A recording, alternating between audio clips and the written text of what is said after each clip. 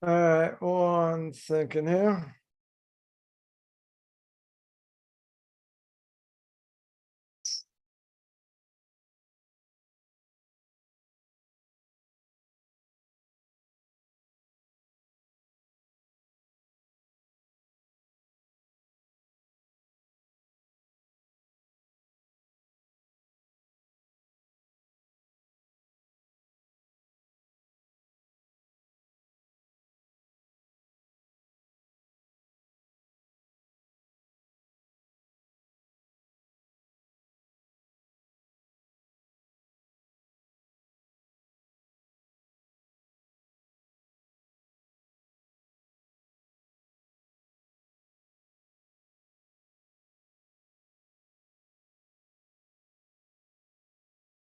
All right, welcome everyone, holding by the Book of Leviticus Chapter 17. Again, I want to welcome everyone, holding by the Book of Leviticus Chapter 17. We're in chapter 17, verse 3.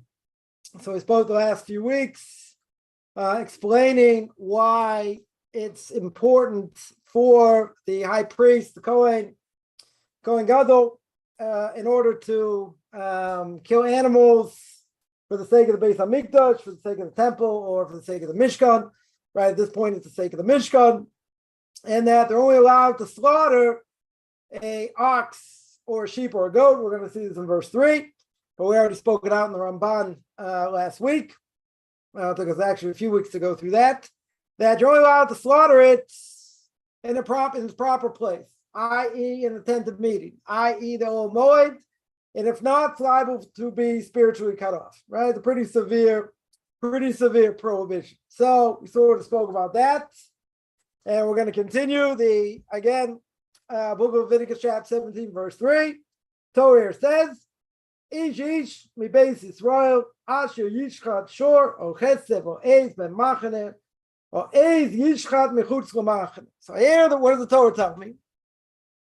What does the Torah tell me? The Torah says that any man from the house of Israel will slaughter an ox, or who will slaughter a sheep, or is going to slaughter or goats, right? Those are the three main animals that are slaughtered, whether they're eaten or they're used as burnt offerings or free will offerings or or Thanksgiving offerings, sin offerings, right? You have three main animals, right? You have you have an ox, do an order, an ox, sheep, or a goat, right? So it says any person or any man, literally any man. It says ish. We'll have to discuss why it mentions the word man twice, right? It's a little bit strange. The Torah never minces any words, right? The Torah here says ish, right? A little bit strange here. Just translation is any man, right? Meaning any single man, right? Usually when words are doubled, right, you don't really need it, but it's could be used for emphasis, could mean every single thing, could mean other things, but here we're going to see in a little bit, we'll see if we get there, we're going to see in a little bit, it says any man, right? Every single man is going to slaughter an ox, sheep, goats in the camp, or who will slaughter outside the camp. Now, in the camp, we understand that should be permissible. Outside the camp seems to be going to be a problem, right? We're going to have to see. That the next verse, but we're going to go verse by verse over here. So the Torah says that again, you're going to take an ox, sheep, or a goat, and what happens if you slaughter it outside the camp, right? That we're going to see, right? So here Rashi says, who will slaughter a bull or a sheep? The Rashi says the verse brings or speaks of those who have been consecrated as offerings. What does consecrated mean?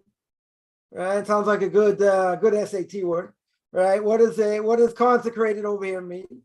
It means it's sanctified, right? What's it sanctified to? The temple or the Mishkan, as became temple later, tabernacle, whatever you want to call it. So it's consecrated as offerings. How do I know? Right? Rashi says, I'll bring you proof. How do I know? Because it says in the Medrash Because the Torah says, "Hakriv korban." Literally, I'm going to bring it as an offering. Right? So Rashi understands what's bothering him. Right? Rashi usually, when he comments, normally gives simple explanation, unless simple explanation doesn't make sense. And then Rashi will say, I have to explain it through a medrash. Right? Because sometimes the simple explanation, doesn't make a whole lot of sense. So it's got to bring a homiletic interpretation. So here Rashi says, what's the verse telling me? All the verse says is any person, any man from the house of Israel, right, who's going to slaughter an ox, a sheep, or a goat, and will slaughter outside the camp. Right? So what's the obvious question? What's the obvious question? Where are we slaughtering it? Where's it being slaughtered? So Rashi says it's talking about an offering that's consecrated. It's going to be slaughtered in the temple or in the tent, whatever, in the Mishkan, right? In the tabernacle, in the tent of meeting, wherever it is.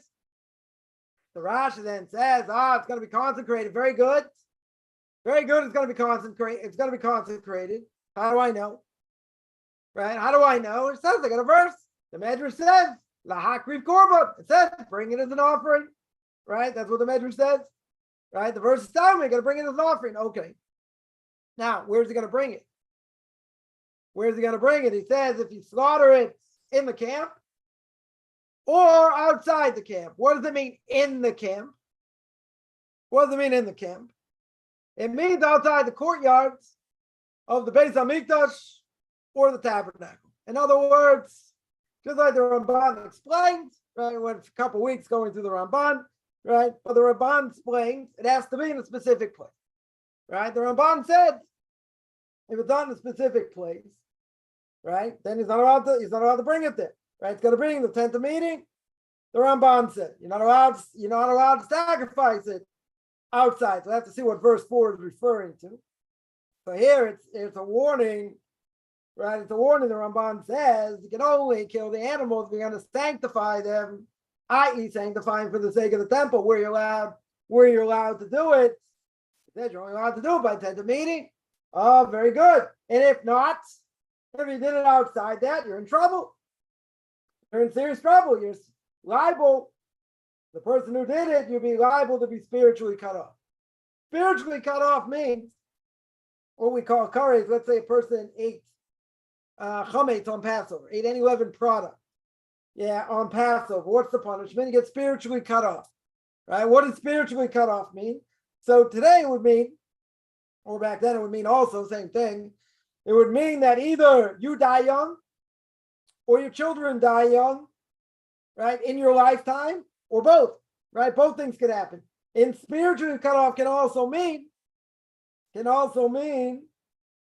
even if you die young in this world, that gets spiritually cut off in the next, meaning you die like a dog. No offense, any dog lovers out there, any animal lovers, when a dog dies, even if a person was reincarnated into a dog, right? Even if the dog dies, the soul goes up. What happens to the dog?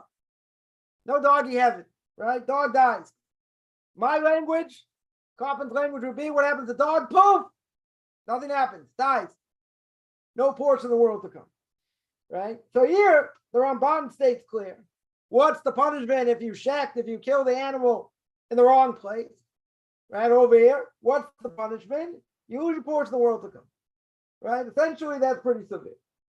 Sometimes, a person can lose their life, right? A Kohen, doing certain things can lose their life, right? If they do certain things wrong. So here, he's only allowed to kill the animal in a certain place, right? And if he doesn't, right, he gets spiritually cut off. So then we spoke about this idea about eating animals in general, and all the vegans out there will say. Then in the Torah say before, what did the Torah say? Right, in the book of Genesis, go all the way back to the book of Genesis, and don't remember what was man allowed to eat? Vegetables, right? Vegetation. That's all they could eat. Could only eat vegetation, right? So the vegans are going to say, oh, look, see, that's the highest level, right? Not allowed to kill animals for food, right? At that time. Right? At that time, God said it was forbidden to eat meat. But then God saw man's going to want to have a desire to eat meat. They're going to want to have burgers, right? They're going to want to have shish kebab, right? They're going to want to have chicken. God foresaw that, so he allowed them to eat meat. But obviously, there's only certain animals you can eat, and you have to eat it according to ritual slaughter, right, etc. So we spoke that out last week. The idea that God knows the future. So if God knows the future, what was the problem? Why didn't God allow it at the beginning? Right? Obvious question. God should have allowed it at the beginning, right? That we mentioned by the end of Parshas Bereshis, at the end of the first Parsha, it says God had remorse for creating man because man's thoughts all their days are evil. So that was an obvious question. What do you mean? What do you mean God has remorse? Didn't God know what man's going to do? Doesn't God understand the thoughts of man? One of the 13 principles. Right? It's one of the Rambam's 13 principles. God knows the thoughts of man. So if he knows the thoughts of man, he ain't making a mistake. You're not making a mistake over here. Doesn't God know the future? Of course. God knows the future, right? So we spoke about that. But the idea is God understood that man's allowed to eat meat. So in the future, he said man's allowed to eat meat. But at the beginning, he said, no, it's okay. It's a good question. Why? Why at the beginning they weren't allowed to eat meat? Why later? But the point is, the Ramban here then goes into detail and says, but what about permissible meat? We're talking about sanctified meat. We're talking about meat that goes on the altar that he used for sacrifices. Some of them got eaten, some of them got totally burned, some of the fats and other parts of the animal went on the altar and part of it got eaten. Some went to the Kohen, some went to the people who brought it, right, etc. So the whole hierarchy of these different sacrifices, go back to the very beginning, did all these classes in the Book of Leviticus, right? Nonetheless, we spoke about sacrifices, right? But the idea is there was a time that people had their own altars when it was permissible to bring on their own altar, okay, right? So that, depending, what it was or whatever, they could eat the meat. Very good. Very good. But at a certain point, that was forbidden. So any sacrifice they wanted to bring, they had to bring it to the temple or the Mishkan, whatever, right? Whatever it was. But God gave permission to eat. God gave permission for man to eat. That's what the Ramban said, right? They had a whole discussion about that. Comes along the Or Chaim HaKadosh, one of the great commentaries of Or Chaim, more than 100 years ago. So the first thing Or Chaim HaKadosh over here says is, what's this double language? What are we doing here with this double, right? What are we doing here with this double language, right? Why this double language? So he brings down from the Gemara in Zvachim, page 108a. So there's a whole discussion over there. That according to Rabbi Shimon came to exclude it as double language. It says ish. What's it coming to either include or exclude? Right? Remember, the rabbis have the ability to interpret. There are 13 ways that we say every morning that, or some people say every morning. You should say every morning, right? Certainly for men, doesn't include women here, right? Because, whatever they say in the morning, for prayers is good. But there are 13 ways of biblical exegesis, right? 13 ways, right? In the name of Rabbi Yishmael. So Rabbi Shimon over here says, what do we learn out? Why do I have a double language? Right? The Torah never minces any words. So there's an obvious question. I got a double language. Why the double language? So he explains that first case is that if someone ritually slaughters the animal, let's say they know what they're doing, we'll make it easy. A regular Jew is not a Kohen, right? Who's supposed to slaughter the animals in general is a Kohen. Normally we say someone who's a foreigner, i.e. someone who's not a Kohen, who kills an animal, liable for a death penalty, right? So, it's pretty severe, right? It's definitely pretty severe if a regular Israelite, kills an animal to be sanctified. He's not allowed to, in general, right? We'll have to see about that. But in general, he says first thing is, if a regular Israelite killed an animal over here, right? He killed an ox and a goat or a sheep. So he's liable, right? 100% he's liable. He's not allowed to, right? Remember, a Kohen cannot do what a Levite does. A Levite cannot do what a Kohen does. And a Levite cannot even do what other Levites do. Right? I mentioned this last week also. So I'm just learning this recently. That a Levite, let's say there are different jobs Levites have. One is a Levite can sing in the temple, right? There are certain Levites that their job is to sing. There are other Levites, they open and shut the gates. Okay. Can someone who opens and shuts the gates sing? Or can someone sing and open and shut the gates? Answer, no. Why not? Because that's not their job. Right? That's not their job. If it's not their job, right? So the question would be, okay, let's say they did it. Let's say they did it. Is there any penalty? Right? So it's a pretty severe penalty.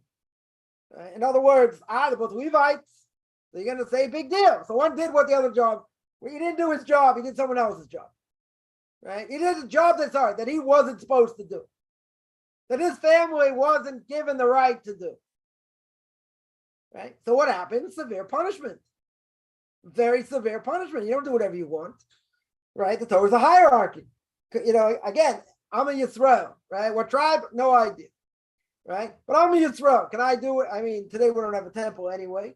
So it really doesn't matter. But let's say, if there's a Kohen, if there's a Kohen and it's Monday, Thursday, or Shabbos, and I decide, we'll use me as an example. I want the first Aliyah. I want to be called up first. I had a whole bunch of Kohen in there. So what? I got a longer coat, longer beard. I'm also funnier, right? So let me get called up first. You know what they're going to say? No. Why not? Because Kohen has, he's got a better genealogy.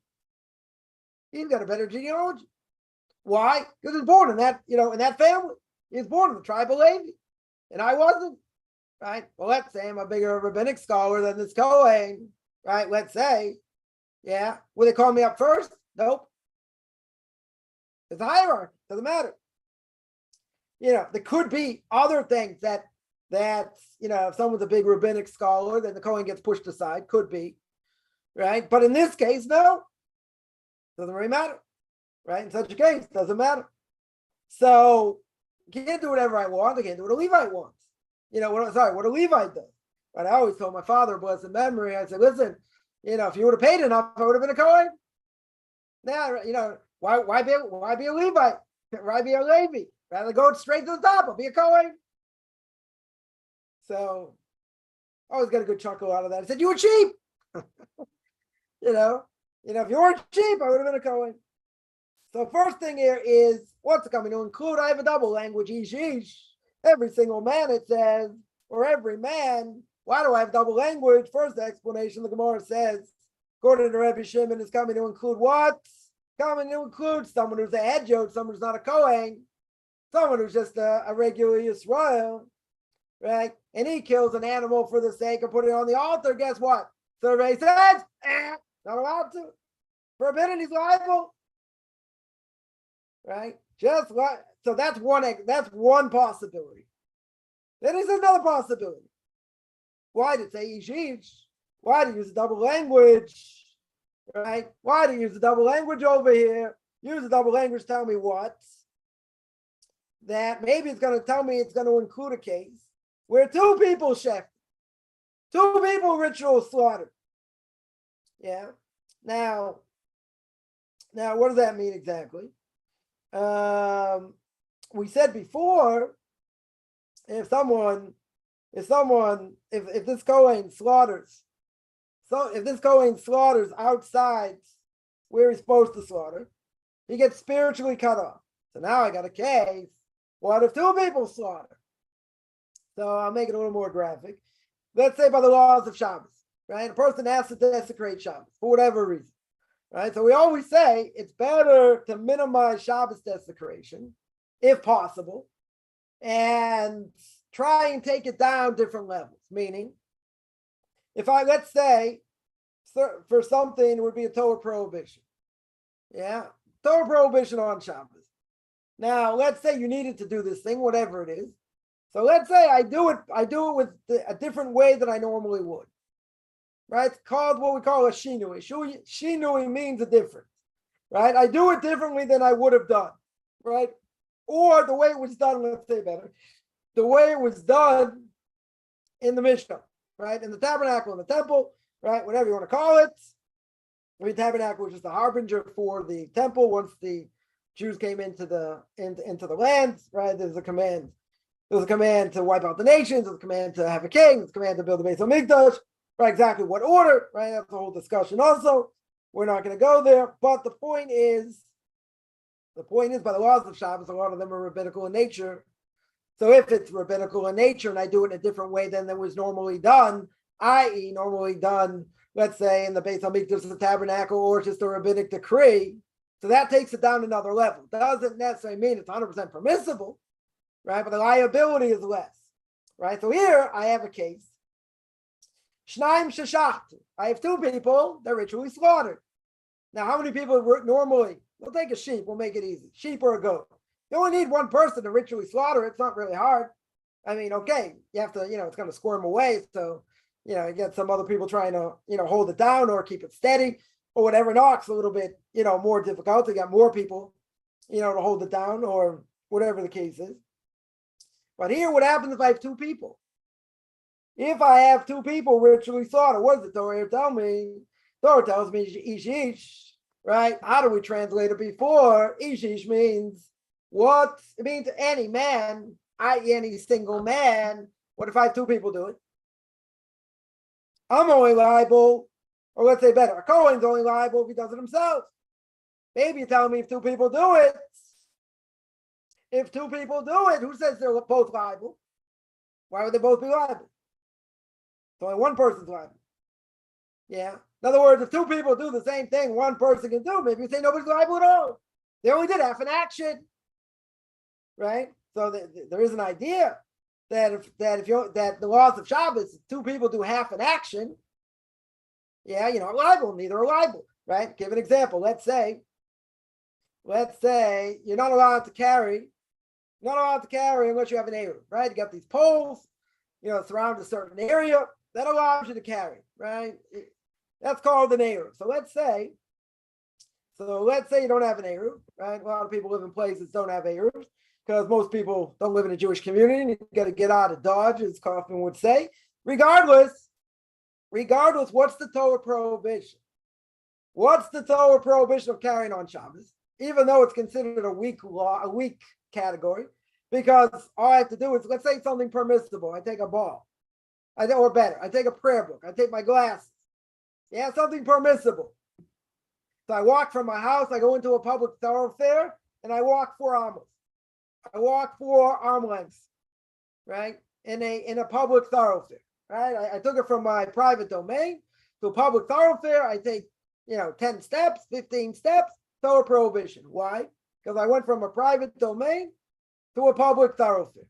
Now, let's say a person would carry their prayer book, and they wouldn't walk that far, and then someone else would walk further, and then they would take it again, and vice versa, So let's say they do that until they get to their destination. Let's say till they get to the synagogue, right? And then let's say the second person placed the prayer book down wherever they put it. They put it on a stender, they put it on a lectern, they put it on a table, whatever it is. The first person, what did they do? First person took the book, and they carried it from a private domain. Second person, back and forth like a hot potato, but the second person ends up putting it where? In a public thoroughfare. That synagogue's in a public thoroughfare, let's say. So neither person did each category. Each person only did half the category. Right? One person picked it up, one person placed it down. Neither of them did the same, did one complete action.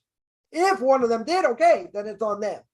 Right? In other words, if let's say Reuben picked it up in a private domain, and then Shimon takes it in a public thoroughfare, and he walks 10 minutes. Yeah, he transgressed. Shimon transgressed. Why? Because he did both. Then he places it in the synagogue, or he places it somewhere else, let's say, in general. So then he'd be guilty. For doing both. But if one person did half, the other person did half, did they do anything? No.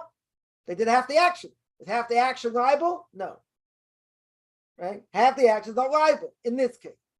There are other cases, we won't get too complicated, but there are other cases where even if I did a small thing, and even if it's only, let's say, a quarter or half amount or something like that, it could be forbidden.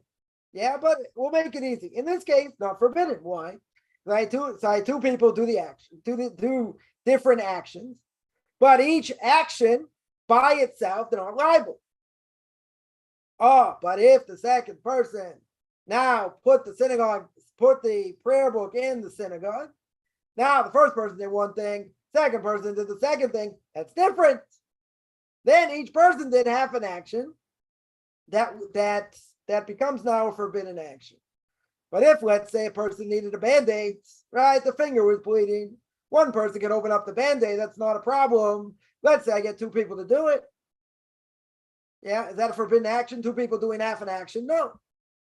That would be okay. I mean, why would it be okay? Because first of all, opening up a Band-Aid is going to be rabbinic prohibition. And even if it's the rabbinic prohibition and two people did it, or one person did it in a different way than you normally would open it, right? Instead of opening it with your fingers, you open it with your teeth, right? Instead of opening it with your left hand, you open it with your right hand, whatever, right? Whatever it is. So in such a case, what happened? You didn't do the full action. Since you did it in a only different way, and it's rabbinical, but you needed to open up a Band-Aid, right? So we're not going to say 100% it's permissible, but you just brought it down another level, right? So here another possible explanation is I had two people kill the animal. Two people pushed on the knife to kill the animal. Well, you're not going to have a problem with dug into a bone or it hit the ground or whatever the case is, right? Again, we're going to keep this easy. Two people did one action. Now, how many people would have taken to do that action? One. I only needed one person to do it, right? Doesn't matter. You get 3-4 people to hold the animal down or whatever the case is. One person takes a knife, which sharp as you can imagine, extremely sharp. Yeah, cut through, pretty much anything. So what happens? I need one person. You need the other people to hold it down or whatever, so it doesn't move. So you don't have a problem. You don't have the knife, nick a bone, hit a bone, and then it's going to make a nick in the knife, right? Again, I'll give you this very, very simple. Very, very simple. So what do I have? I have two people doing one action. Now, how many people does it take to kill this animal? One. Yeah, so even though so the play in the language, it says ish, it says really, two men, but it doesn't mean two men, it means one person. So what if two people did it? What if two people actually did this one thing? Would they be liable or not? Right now, what does the Torah say? Right, we're going to be very specific here. Again, go back to my English translation here. It says any man. Singular. Didn't say any men. Plural. It said any single man. So now what if I had two men? They're not single. Right? It's not single over here. Right? We'll keep this clean over here, right? It's only a single person. It's only a single person. Right? So here the Ohr HaChaim HaKadosh says, if it didn't come to explain if I had two people kill the animal, because really it's only talking about one person. Why not? Why not? Because the Torah says it's only talking about one person, and this one person gets spiritually cut off if they do it. But an interesting question, right? We'll throw out the question. What would happen if two people did it? One person I know, we already know, right? We already know, I think, for the next verse. I don't think we'll get there today, but for the next verse, it tells me at the end of the verse, the person who does such a thing and spills the blood and all that, they get spiritually cut off. One person who does it. So maybe you tell me, what if two people do it? If two people do it, don't they both get spiritually cut off? That'd be an interesting question. Very, very interesting question over here, right? So normally I'd say no. Two people do it. They wouldn't both be liable. Over here. Maybe you tell me, person who does most of the work. What if they do it equally? Even though there is Talmudic logic that says two people will not do the exact same thing, and you can't plan it that they will, right? That they're going to do the exact same thing with the exact same force, right? But okay, we'll throw that up. We'll throw that idea up. So here the Or Chaim says we didn't even ask this question. Why not? Why do we ask the question? Two people. It says ish, right? It says a single person. Why do we ask by two people? Then maybe they're both not liable because they didn't do the full action. Maybe I would say that. Comes the Or Chaim HaKadosh says, no, why not? I got proof. In the next verse. Because it says, V'nichrasa ishahu mikaravamo. It says at the end of the verse, that single person, that man is going to be spiritually cut off from his people. Singular. Cannot be more than one. Right? So that wasn't entertained. I'm just throwing out the possibility because that's what he brings down. That's a possibility. And the Or Chaim says no. He says, not a chance. Why not? Because at the end of the next verse, it says one person is going to get spiritually cut off, not two. Then it says, then he brings on like this.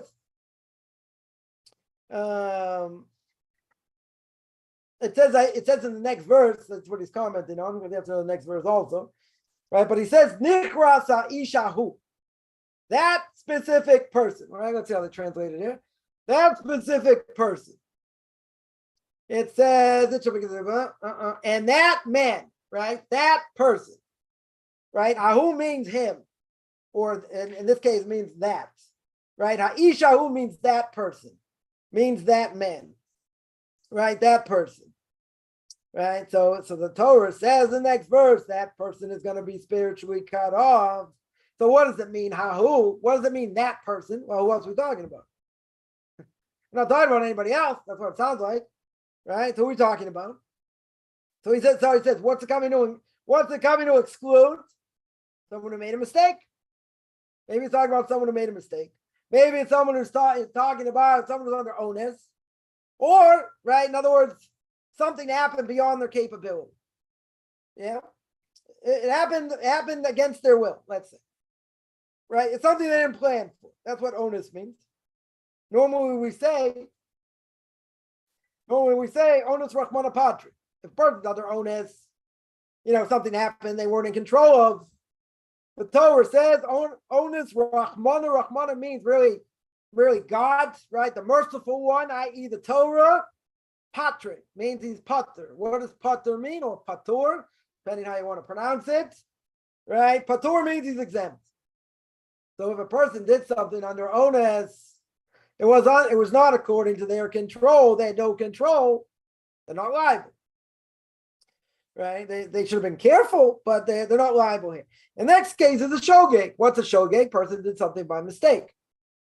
But on Shabbos, they were standing up against the wall. They're not paying attention. What happens? All of a sudden, there's a light switch. They forgot there was a light switch. Boom, turned on the light or turned off the light, right? Let's say. Right? So, or they did something by accident. Either they made a mistake, they were under onus, they were something beyond their control, or they did something by accident. Right? And also, he throws in the possibility, maybe it's coming to exclude to that shechted, right? To that ritual we slaughtered that we saw before. Right? That's not coming to be included.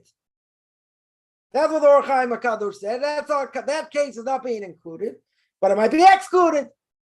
Right, totally might be excluded over here. He's throwing out that possibility. But if you're going to tell me that, the Or Chaim HaKadosh over here says, I got a problem with grammar. Why? What did the Torah say in the next verse? Again, it says, V'nichras ha'ishahu. That person, nichras, going to get spiritually cut off. Ha'ishahu, that person. So he said, if you want to say two people shek, or talking about onus and these other things, why did it say the word ahu? Right? If you tell me, sorry, it's two people that ritually slaughtered, you wouldn't use the language ahu, that's singular. What was it? You should have said haim. Should have said the grammatic correct use of the pronoun over here is haim. Haim means them. Ahu means him. Singular, plural. Let's say better. Plural, singular. If you're going to tell me he's talking about two people that killed the animal, no. You're not going to tell me that. Why? Because the language doesn't fit. That's what the Ohr HaChaim HaKadosh over here says. But then he says, I got another problem with saying two people. It's like another question from the Medrash. If you're not confused already, what's the question from the Medrash? Medrash comes along and says maybe he's coming to exclude two that killed, right? Two that killed the animal together. The Torah says, next verse, Dam Shafach, right? It says, let's just read it here. What does it say? It says it shall be considered as blood for that man. He has spilled, right? So use the language here, Dam Shafach, the blood that he spilled. What does it sound like? Singular. Blood that he spilled. So he says, so what do I have over here? I have a bunch of possibilities of things that could be excluded. Right? I have onus, I have made a mistake, I have made a mistake by accident, right, etc. So he says, maybe you can tell me. Say, I got a problem if you want to tell me it's two, because the language doesn't fit. Yeah, so that you could probably throw out. But he answers, and he says that when the Torah over there says, Ahu dam shafa, he spilled the blood. This person spilled the blood. Yeah. The Medrash says that person spilled the blood. What's it coming in to exclude? Yeah, someone who did it by accident, somebody who was under onus, and someone who made a mistake. And then I have another exclusion. What's the other exclusion? Two people that slaughtered. Two people that slaughtered. But I said it's a problem. Doesn't fit in the language. Doesn't fit the language. So then he brings up another explanation. And he says over there, the Gemara is not so stringent to bring out two exclusions from this word. That means that he killed the animal. That he spilled the blood. Or from the pronoun. Yeah, so he said you have to see the verse after this. Thank you very much. So he said it's complicated. He says, come over there, doesn't make such a distinction. It's not so stringent to try and learn all these things out, and some of them they won't learn out. Yeah, but really, he said, in order to explain this properly, you got to look at the next verse. Whatever, we'll see the next verse. Right? I don't think we're going to get there today. I see a lot of questions here, so I'll deal with them in a second. But I wanted to point out this very interesting way of biblical exegesis.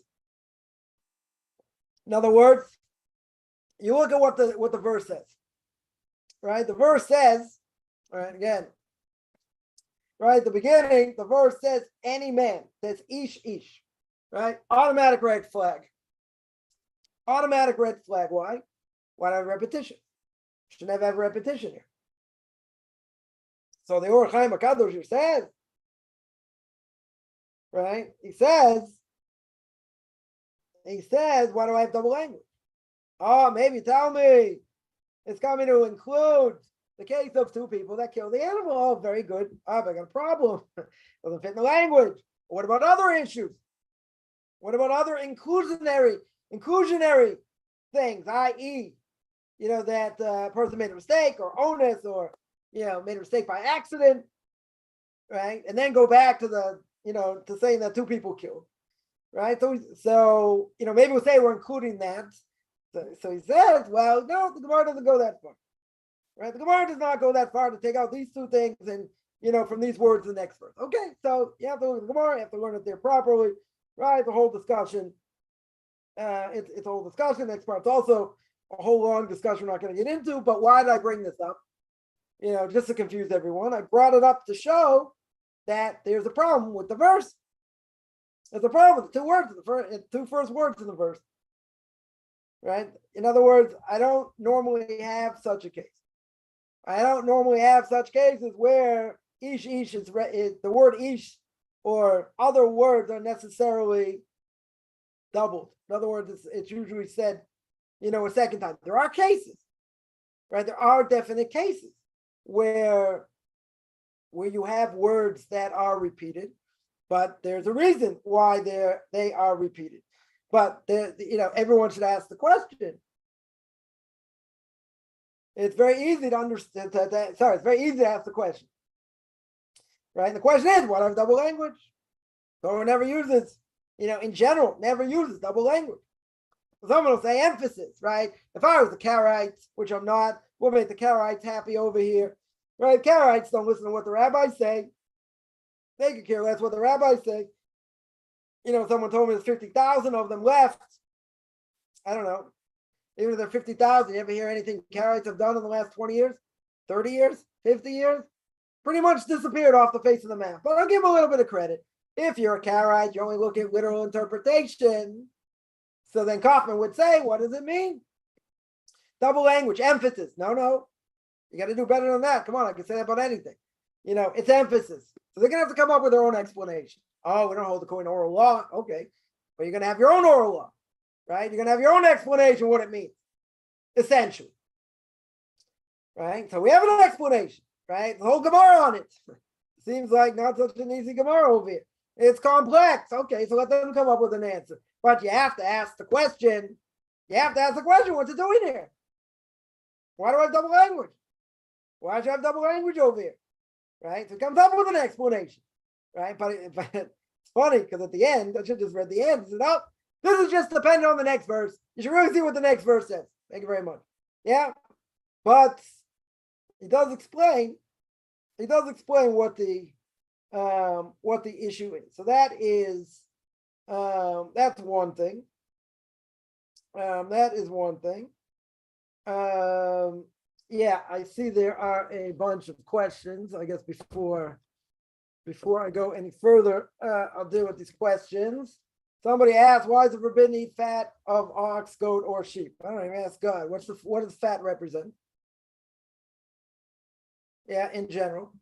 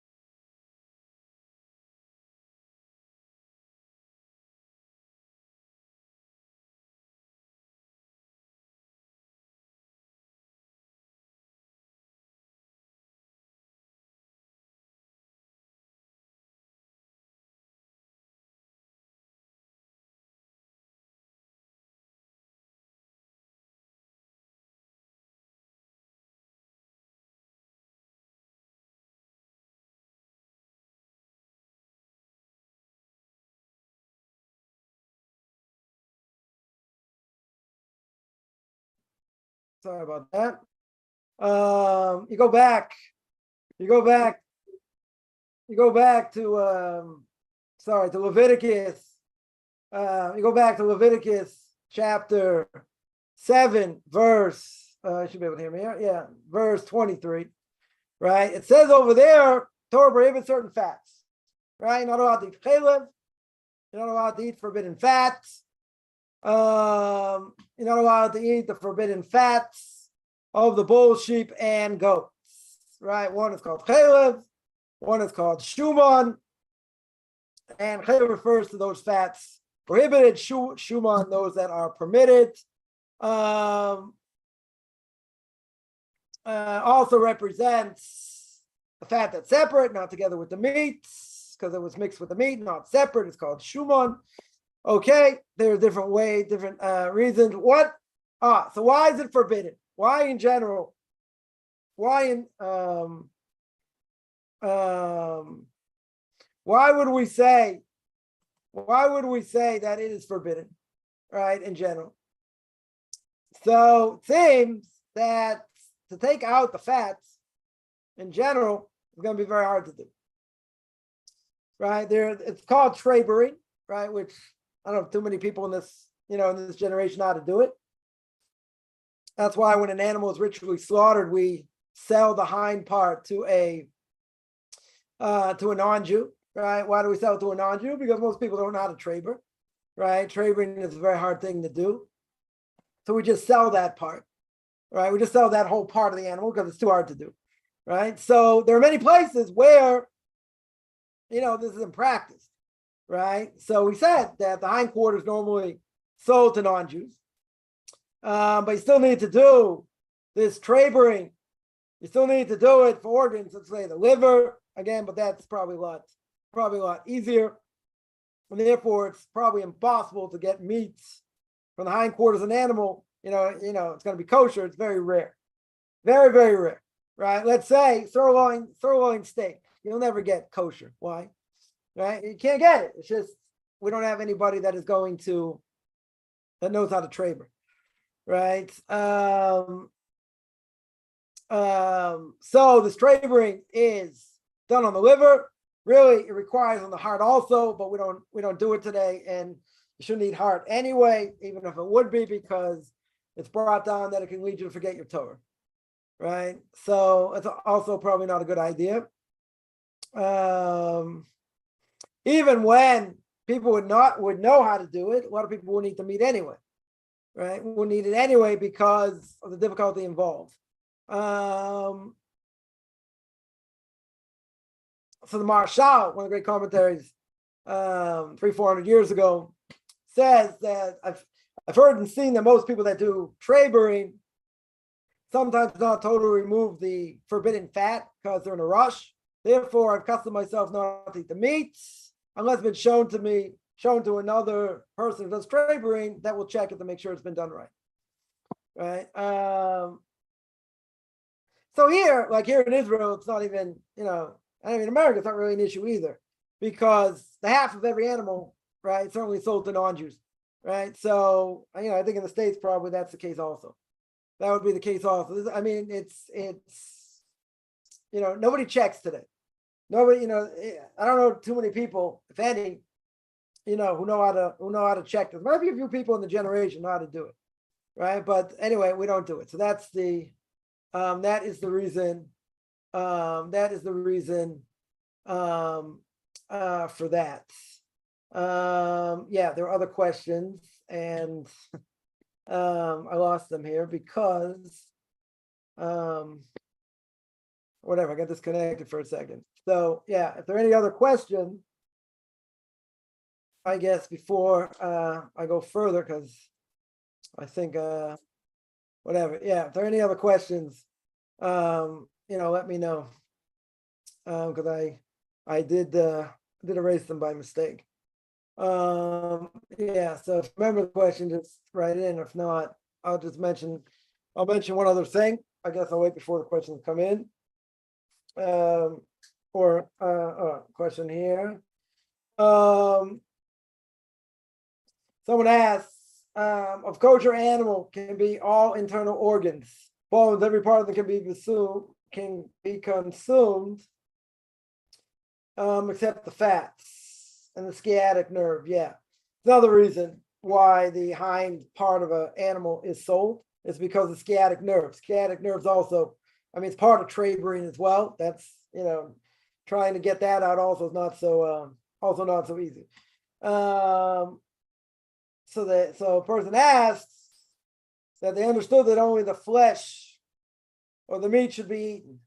Other part, liver you can eat, right? And if you go to a butcher, most likely the liver, you get the liver raw, right? So you have to kosher it, right? How do you kosher it? You put it in a broiler, and you have to let the blood. It's tremendously bloody. We won't get gross here, but it's tremendously bloody. So therefore, you have to broil it a long time, in order to get all the blood out. Now, at the same time, whatever pan you put underneath it, if you're going to do it, you probably put it in an aluminum pan and you just throw out the pan, because the blood makes the whole oven not kosher. So definitely better to put like an aluminum pan underneath and just throw away the aluminum pan, right? That's what you would that's what you would do.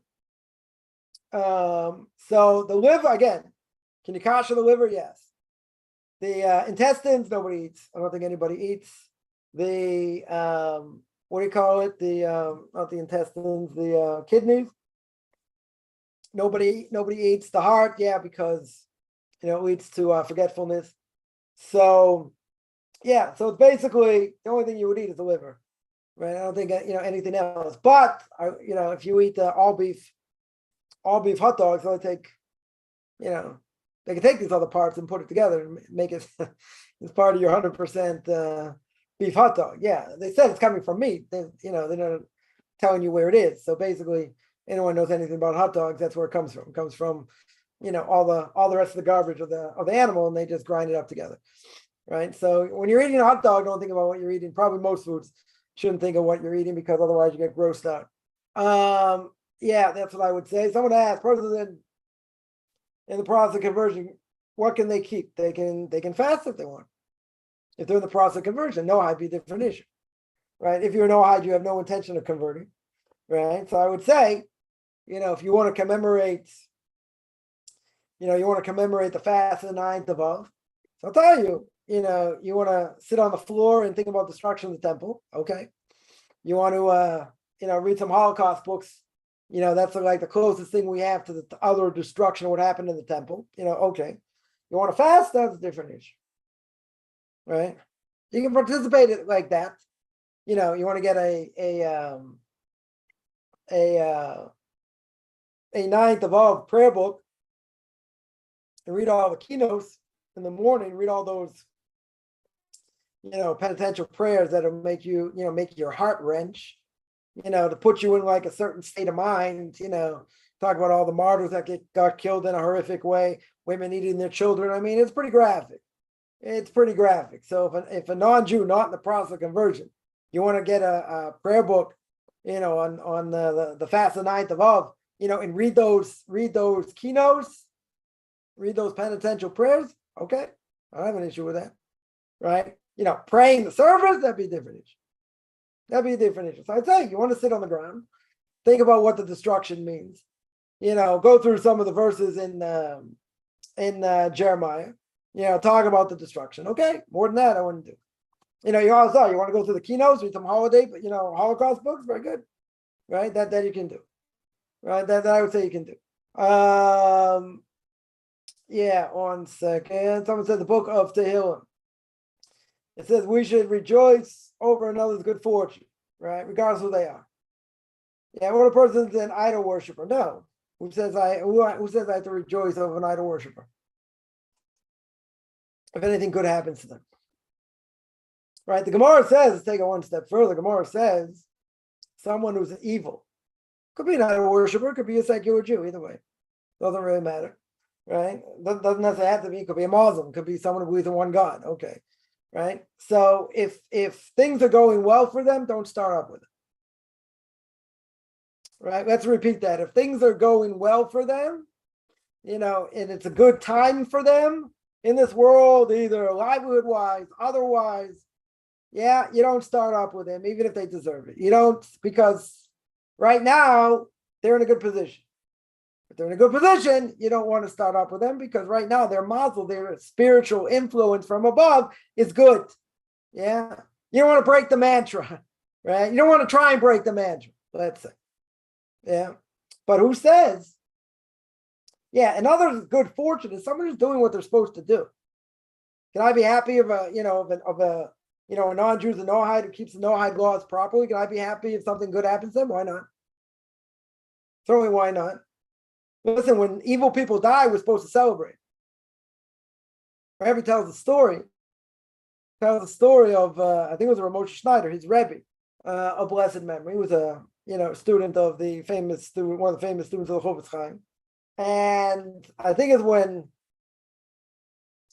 I think it was on Herzl, if I remember correctly. Right? It's either Herzl or Ben Gurion. I think it's Herzl. Pretty sure it's Herzl. I'll double check the story, but I think it's with Herzl. And when Herzl died, oh no, sorry, it was Stephen Wise. Stephen Wise. Stephen Wise, one of the big people in America, during the early 1900s, head of the reform movement. Absolute wicked person, a rush as we would call him, an absolute wicked person. When he died, again, I think the story was with Moshe Schneider, and that is he put on Shabbos clothes, and after they prayed the evening service, he heard about it, he started to dance. You're gonna say, isn't that cruel? Isn't that cruel? How could you dance to someone's demise?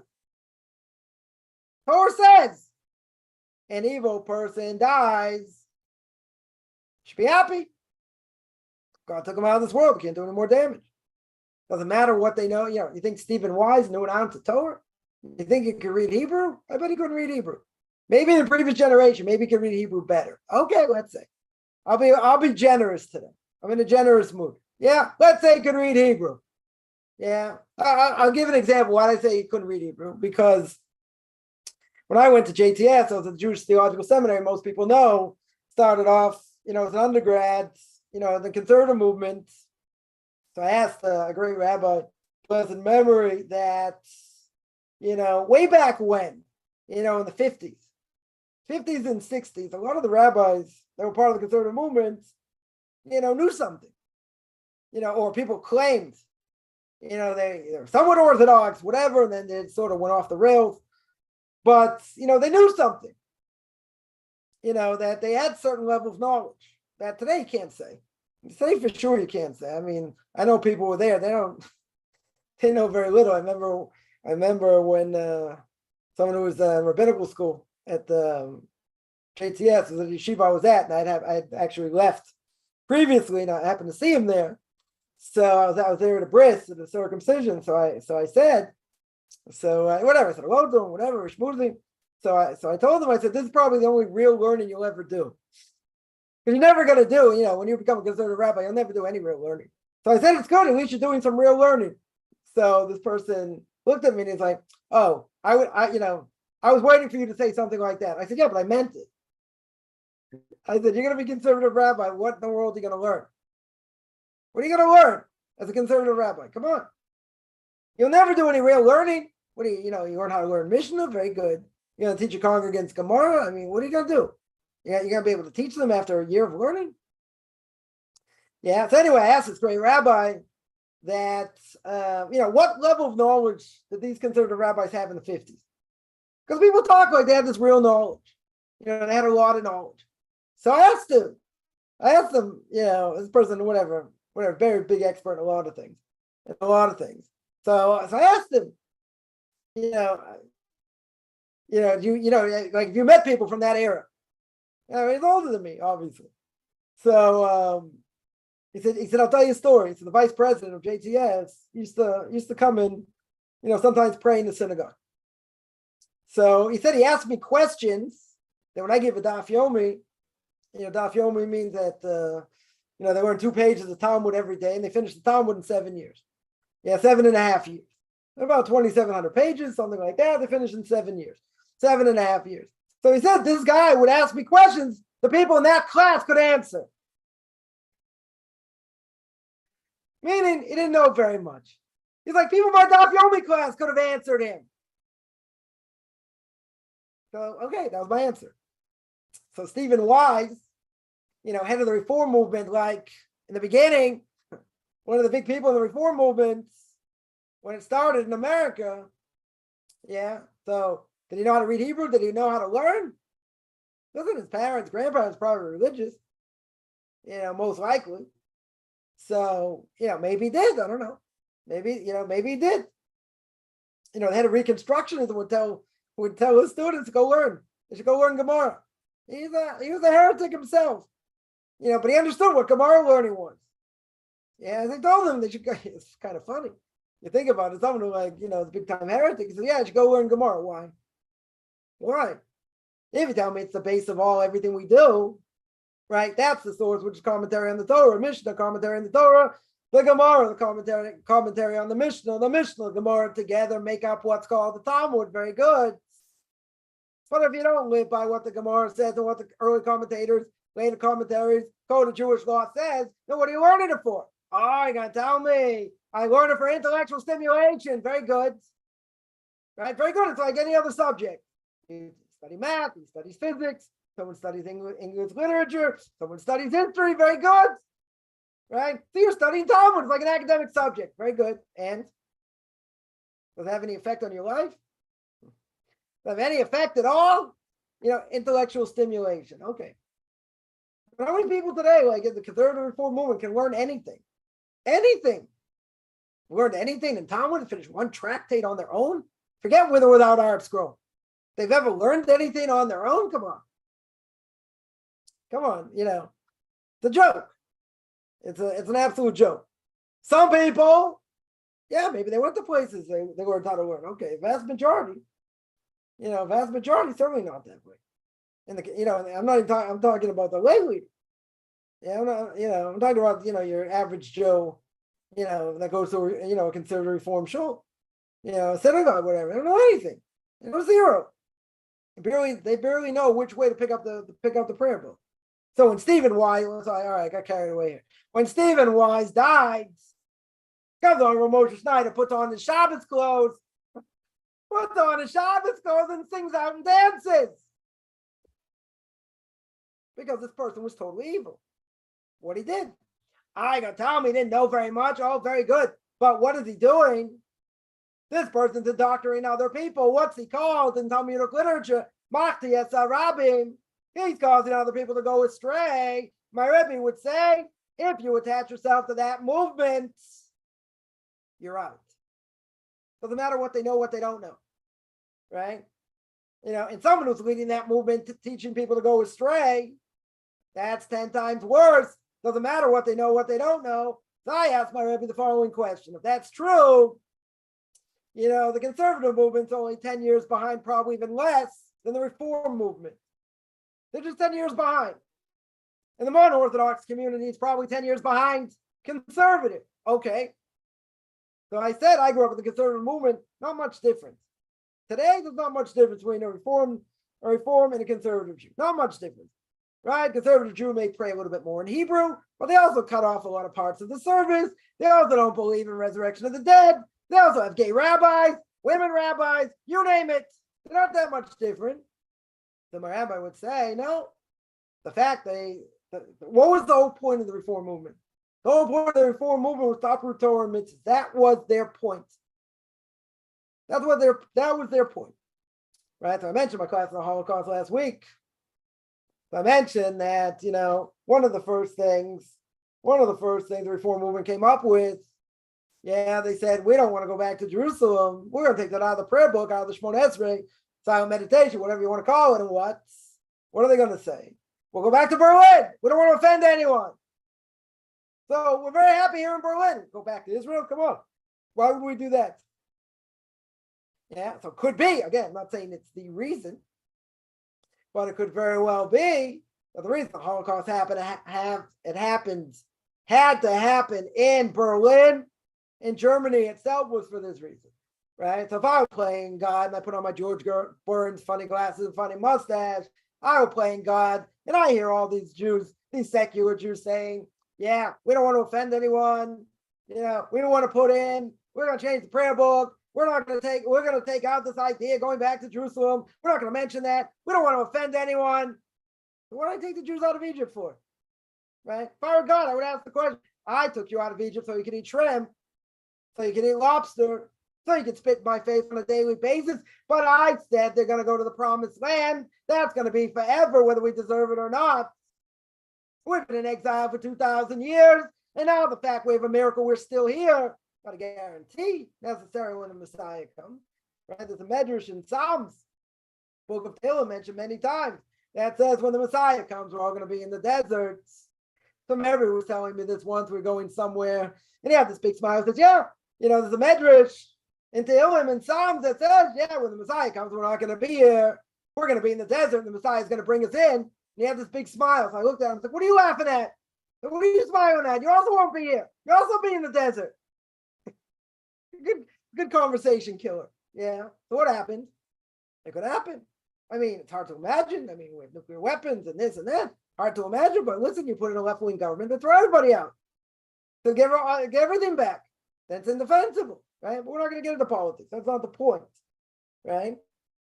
The idea is, so my Rebbe said, the fact that a person identifies regardless whether they know or they don't know anything, and identify with the Reform movement, they're out. They're out. That's it, unless they repent. I said I can understand the leaders causing other people to go astray. They're mocked the Yetzirah. That I get. That makes perfect sense. Yeah? But the people growing up underneath them, they don't know anything. This is a classic case of what we call a Tinok Shanishba. They were taken captive by the non-Jews. They don't know anything. They don't know how to hold up a prayer book, which way it goes. They could decide which letter is what. Yeah, if that's the case, why does that make them any difference than a conservative Jew? Which most of them don't know anything either. So anyway, I used all my different arguments, and he held fast. It's like the irresistible force against the immovable object, and he wouldn't budge. And I've seen it in print. He said it many times. A person doesn't matter what they know, what they don't know. They attach themselves to that movement. They are cutting themselves off. It's like they cut themselves off being Jewish.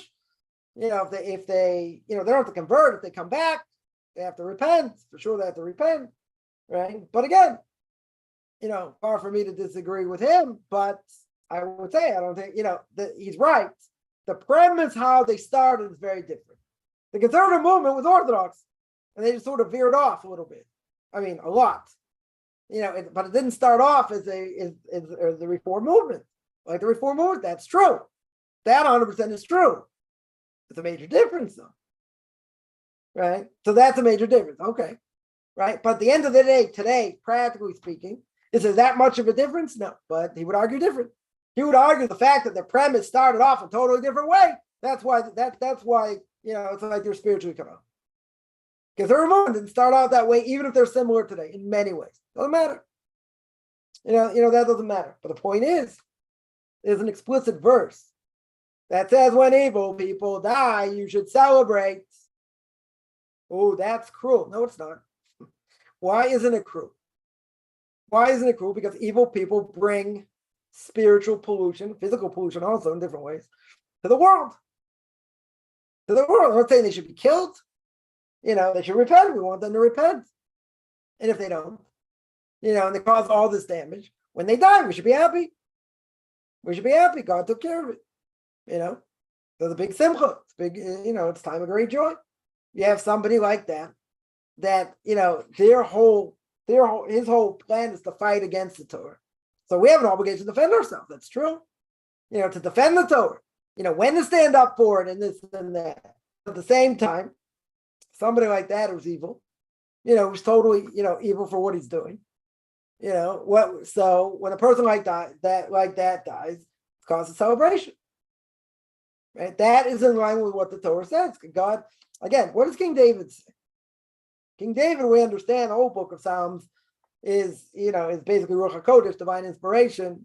Yeah, King David says clear, I hate those that hate you. Sorry, I love those that love you. I will fight against those that hate you. You have to know when to stand up for Torah. When not to. People are going to listen. They're not going to listen. Whatever, it's complex. Yeah. But people who say God loves everybody, I've seen quote unquote Orthodox people dressed like Orthodox Jews say that. And as people would say in England, that's a bunch of bunk. Well, they wouldn't say that. They would say it's a bit dodgy at best. Dodgy. How could someone say such a thing? God loves everyone. I don't know. Does God love people who desecrate Shabbos in public? Nope. People unless they repent. Yeah, what's their status? Death penalty. Most severe death penalty. Does God love all homosexuals? Nope. Death penalty. Tell me they have a certain, they have a certain bias towards it. It's in their genes. Okay, yeah, I got a lot of bad genes. Anger genes, miserly genes, don't want to help other genes, don't want to get up in the morning and pray genes. Yeah, you can isolate all these bad genes. So they say, okay, a person's got more of a disposition. Very good. Does God tell you to act on it? No. But you're going to tell me what is part of your DNA. Now it's part of your DNA. What can I do? Yeah, you use that as an excuse after 120 years. See what God does. God's going to say, I gave you that. Right. I didn't tell you to act on it. Told you, I didn't tell you to act on it. Everyone has certain dispositions. Sometimes we do it to ourselves, right? But certain things, for better or for worse, we get from our parents. We inherited these through DNA. Now, does that mean we have to act on them? No. It just means you have a certain disposition, right? That disposition could mean any number of things, any number of negative things, right? Now, if we do things to ourselves and we act on them, yeah, we did the first time, we get tremendously afraid. Second time, same thing. Third time, fourth time, fifth time, eighth time, it's like, okay, it's a mitzvah already. You don't feel, but now it's much harder to uproot. Why is it much harder to uproot? Because it's part of my DNA now. Right? Rabbeinu Yonah brings us down to the beginning of Gate to Repentance. Yeah, that's what it's all about. You start doing things, now you think it's permissible. Once you start thinking it's permissible, you don't feel bad for doing it. How are you going to repent? It's now part of your nature, like other things. So certain things you tell me I was born with, okay, you don't have a choice. Everyone's born a certain way, right? They have certain character traits, right? The Mishnah in Pirkei Avos says ethics for our fathers. Born against your will, you die against your will, right? The Koppen would say in parentheses, you still have to live. Okay. So we're not in control. Our parents are, siblings are, socioeconomic situation, many things are not in control. So we have certain things that are part of us, all right, that are part of our DNA that we didn't ask for. Now, if we act on them, couldn't I say, God, what do you want from me? I acted on it. Why did I act on it? Because you made it part of me. It's your fault. God says, I agree. I gave you certain disposition that other people don't have. Other people have different things you don't have. Okay. Did I tell you to act on it? No. I wanted you to control it. I want you to harness it in the right way. So what if you have a certain disposition, right? A doctor once told me, they've isolated the gene, for homosexuality. I was like, I'm sure they isolated a lot of bad genes in me. You go down the list, whatever those bad genes are. What a great excuse. What a great excuse. Yeah, but let's say it was true. Let's say it would be true. So you were born with a specific gene. Okay. Now that's part of you. Is it possible to overcome? Their psychologists will say yes. A person's born that way in a certain disposition, they can overcome it. Is it going to be really hard? Yeah, it might not be easy. Okay. Might very well not be easy. Right? I had someone want to join my classes, came out and was homosexual. And he said, if I try not to be homosexual, I'll kill myself. Okay. Right? I can't take responsibility for that. You're going to come, you want to be a Jew and do this? No. No. That, if you're already a Jew, it's one issue. But now you're going to come in and you're already doing that? No one's going to accept you like that. Right? At least not in the Orthodox world. They shouldn't. They shouldn't. But that's a whole other discussion. But even so, even if someone had that in their DNA, let's say, is that harder to fight? Sure. 100%. Much harder to fight. Does that mean it's impossible to fight? No. Why? Because there's another Talmudic statement here, and that is God never puts a person in a position they can't handle. We may think, we can't handle it. But the reality is, he doesn't put us in a position we can't handle. Right? So I see a quote unquote rabbi out there says, I know the outer Orthodox are going to get upset with me, but yeah, you think, I saw this kid playing with dolls at the age of 3, turns out to be a homosexual. You think that's surprising? You think that's surprising considering how the person grew up and this and that? Do you think God's really going to sample him? I know the outer Orthodox are going to get upset for me for saying this. Yeah, because that's Alpi courses. That's heresy. That is absolute heresy. Kid who gets 10,000 views, 100,000 views, it's a heretic. It's an absolute 100% a heretic. What do you do with Leviticus chapter 18? With Leviticus chapter 18, I'll get there, I don't know, one day, right? We'll get there, right? Leviticus chapter 18 says, all forbidden relationships. Homosexuality being one of them, bestiality being another one. Yeah? Right? Someone wanted to tell me when I did some controversial issues, right? Someone wanted to say, hey, the next verse talks about idolatry. So there must be a connection, homosexuality and idolatry. Very good. Right? Juxtaposition of verses. We always say there's a connection. Very good. So you have to understand what the connection is. So they want to say that's the only reason it's forbidden. Oh, okay. But I got one problem. There are 21 previous verses that talk about immorality. Forbidden relationships. Then it tells me not how to be a homosexual. And then after that, speaks about bestiality. And after that, talks about, what's it called? Talks about idolatry. So you're right. There's a juxtaposition of verses there. What do you do with the other 20 verses? The other 20 verses talk about immorality. You can't just chuck them out. I mean, that's called a third and long. It's called a punt over here. You can't do that, right? That's irrational. I got one verse out of 22, right? Let's do the math. I love doing math problems here. Yeah, 1 divided by 22 is 0.045. So I got a 95.5% chance it's talking about immorality. You want to tell me 0.045%, and I'm going to use that and prove you wrong? I was learning with someone once, people in a one-year program at Hebrew University. So they had the learning program 1 day a week. So I was learning with a college student. And this guy tells me, I told the story before, it's a good story though. This person tells me, says, Rabbi, you could prove 99% the Torah is true. I still have my 1%. That's not true. I can still hold by my 1%. Now, only a Jew would say this. I don't think a non-Jew would make such a statement. If I knew 99% of the time, if I was playing roulette and it comes out black 13, I'm a billionaire. Even if it come out 60% of the time, I'd be a billionaire. I said 99%. Okay, I said, let me ask you. I said, I went to college, went to university. I was a history major. So what do we do as a history major? I had to write papers. I had to write papers, and I had to take exams. That was it. 10-page papers, 20-page papers. I learned how to write very well, very good. So I said, how do you write a term paper? He said, oh, that's easy. You have a thesis. After the thesis, you have the middle of the paper, the whole rest of the paper is proving your thesis. And then you write a conclusion. I said, great. I said, let me ask you, what would happen if in conclusion of doubts? You say, oh, I saw something over here, kind of, goes against what I said before. I saw something else, whatever, and you leave it up as a doubt. You say, oh, you can't do that. So why not? You said, because you just brought all this evidence, and now you bring evidence against it, you'll fail. I said, oh, okay, let's go back. How do you write a term paper? Thesis. What do you do after that? Prove it. Evidence. Oh, very good. I said, you got to evaluate evidence. And if you tell me 99% evidence is true, how can you say with a straight face, I still have 1% free choice? It's true, you have free choice. That is true. But if you prove it at 99%, that 1% is out the window. I would say if you proved it I would say 40%.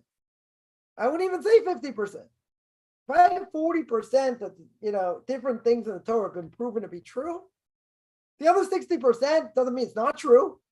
Doesn't mean they haven't found evidence for it. Doesn't mean they won't. I mean, look what science has uncovered today. Millions of things. I mean, okay, COVID made them look really dumb. Whether you hold by COVID or not, the numbers are skewed. One thing's for sure, it made them look really stupid, right? Scientific community. Okay. Yeah, but at the end of the day, doesn't mean they've uncovered everything. I'll give an example. We hold that a Jew can't eat non-kosher. Why not? Because it affects their soul. It affects their soul. It makes their soul dull, the Gemara says, playing the words of impurity. The word to dull is the same root of the word impurity. So it says if a Jew eats non-kosher, it's going to dull his spirit. What does it mean? It means it's going to be apathetic. It's like trying to start a Jeep with a 9-volt. Forget it, right? They're not interested in Torah mitzvahs. They're not interested in arguments. They want to do what they want because their insides are corroded. Their insides are totally corroded. Yeah. So one possible explanation is if I ate something non-kosher and all the kosher animals we spoke about, right? We spoke about a goat, an ox, or a sheep. Those animals eat what? Vegetation. They're not carnivore, right? So one possible explanation is the fact that if you eat something that's carnivorous, whether a bird or an animal, you may take on that, you may take on some of those character traits. Why? Because the blood is the flesh. You might take on some of those character traits, some of those negative character traits. Okay, what's someone going to say? Right? What's someone going to say? Science hasn't proven it. Okay. Doesn't mean it's not true. Definitely doesn't mean it's not true. Plenty of things science didn't prove. What happened before the microscope? When did the microscope come about? 1300s? Right? 1400s? Right? Later? But there's all kinds of things about the cell and this and that. They never saw it. Oh, but science proven it. Science showed it. But they didn't see it. Why isn't that a leap of faith? Oh, because I have theories and I have different things that, show it logically and it makes perfect sense and blah, blah, blah, blah, blah. Yeah, and if science hasn't proven it? Listen, science looks like it's proven, right? Says Stephen Hawking, I always use this example. He wrote A Brief History in Time. What did he write at the end of the book? It looks like there's a expanding universe. And he proved it through physics and math. But he says, I show there's an expanding universe. Looks like there's someone expanding it, but we can't say the creationists are right. He said that. Einstein said that, but they have no proof according to science. So if they were alive today, sitting right in my room here, I'd say, Steve, Al, let's go. Show me scientific proof. Scientific proof that what's keeping this universe expanding. Well, we don't have it. Well, what's the only other thing they can even discuss without going to the Bible's evolution, right? One of the probably top 3 biggest lies out there. But okay, right? So I say, but you don't have scientific proof, right? And according to evolution, they don't have the missing link, right? So I would say, okay, find me proof in science. Well, we'll find it. Do you have proof right now? Yes or no, right? Yes or no? No. So, okay, so I would say, then you have to at least take into account that the story of Genesis might be true. No, we'll never take that into account. We're never going to let the creations be right. Okay, Al, Steve, Al, come on, give me an answer. Give me an answer according to science. But Stephen Hawking himself, known as the greatest physicist of this day, right at the end of his book, A Brief History in Time, we can't say what I said is true in different ways, because otherwise maybe the creationists are right. Is there any greater cognitive dissonance than that? No. He's saying, take all my evidence, chuck it in the garbage. We're not going to say the creationists are right. Well, that's pretty illogical, if you think about it. So science doesn't have all the answers, even though they've uncovered a lot. Science does not have all the answers. It's like a drop in the ocean, drop in the bucket compared to what, they should be fine now, whatever. So if they haven't, so what's my point? My point is that just because there's one possible explanation, we are what we eat, and it affects us in a negative way, just because science hasn't proven it doesn't mean it's not true. Right? Doesn't mean that. Right? Not only that, the Kli Yakar says in Leviticus Chapter 11, spoke about this a lot, talks about kosher animals. He said, I get this question all the time, can non-Jews keep kosher? They're not in the process of conversion. Right? So what's the answer? So simple answer is, the Kli Yakar says, is that you see animals eat all kinds, non-Jews eat all kinds of things, and it doesn't affect them in a physical way. I don't know what you do about the bats in Wuhan, but okay, right? Let's say they eat whatever they want, any creepy crawly thing, anything that moves. It doesn't affect them in a negative way. So if it doesn't affect them in a negative way, in general, why would they do it? In other words, it gives them no benefit. Doesn't affect them in a negative way. There's no benefit. So why would a non-Jew do things that don't have benefit to them? Now, if you're in the process of conversion, okay, it's a different issue. At a certain point, you should keep kosher. But the day you go to the mikveh, everyone will tell you can go to McDonald's, go to Arby's, as we say in Boston, right? Go to Wendy's, go to any of these places, eat as much as you want, have a good time, do whatever's permissible as a non-Jew. Then after you come out of the mikveh, that's it. People say, you tell people to do that? Why not? They're not Jewish yet. They haven't come out of the mikveh. They haven't done what they're supposed to do. Yeah, it doesn't affect them. So why would they, so I love these super Noahites, and they'll say, yeah, I can keep kosher, I can keep Shabbos to this point, to that, to this. Why would you do it? That's no, Kli Yakar says it's got no benefits. It's like taking a placebo. Yeah? Here, I'll give you a placebo. You have a cold. I'm going to give you a placebo. 100%. It's only sugar and water in it. put it in a nice cap, whatever, whatever will make it into a pill. You tell me if you feel better. But that's all that's in it. It's a placebo. I feel so much better. Yeah, it's in your mind. Can't explain it otherwise because it's a placebo. It's not going to do anything to take away your cold and your cough and your temperature and all that. It's a placebo. That's what it is. Right? The same thing. Same thing. It's like taking a placebo. You got to, it affects me in this way. There's a famous story of the great rabbi. A woman wanted to wear a towel. A woman wanted to wear a towel. I'll go into all the things why it's forbidden. She wanted to wear a towel. So he says, okay, here's a towel, go wear it. She comes back 2 weeks later. So, Rabbi, you don't understand what a spiritual experience I had, wearing this towel. And I just want to thank you for giving me this experience. The rabbi said, I don't know what you're talking about. So don't you remember you gave me this towel to wear? I wanted to wear this towel. Oh, you mean that bath towel with fringes on it? I was like, what? Like, what are you talking about? It's a towel. And he said, maybe you didn't notice, but some of the fringes over there are cut off. And they're cut off in a specific way where it makes it not a towel at all. So it's like something you put over yourself with fringes on it. Okay, but it's not a talus. Why isn't it a talus? Because some of the strings that are cut off, where it's cut off, etc., without going into all those details, it makes it invalid. It makes the talus invalid. Period. Makes it invalid. Yeah, so she thinks she's doing this great spiritual thing, and she's wearing like a towel with fringes on it. It's not a talus. It's not called the talus. Why? It's invalid. It'd be like taking my lulav, right? Here's my lulav, as I always say, right? You shake it up and down like this. I take it with a pomegranate. Can't take it with a pomegranate. Why not? What does the Torah tell me? Nice smelling fruit. Oh, you thought it was a pomegranate? Someone else thought it was a quince. Someone thought it was a pineapple. Pineapple's going to be kind of hard. It's a little bit prickly, right? But no one's going to think it's living on steroids, right? It's an Ezra. You took the wrong thing. No, but I really felt it. And I had Kabbalistic intention. And I'm shaking it like this. And I'm shaking it like that. And I'm shaking it back. And you say, wow, what an experience. But it's not, you got it wrong. You got the species wrong over here, and it validates the whole thing. And it validates the whole thing because you have to take Agudas Achas, right? You have to take it all as one group. And if one thing is possible, one thing is invalid in the group, the whole group is invalid. If my willows,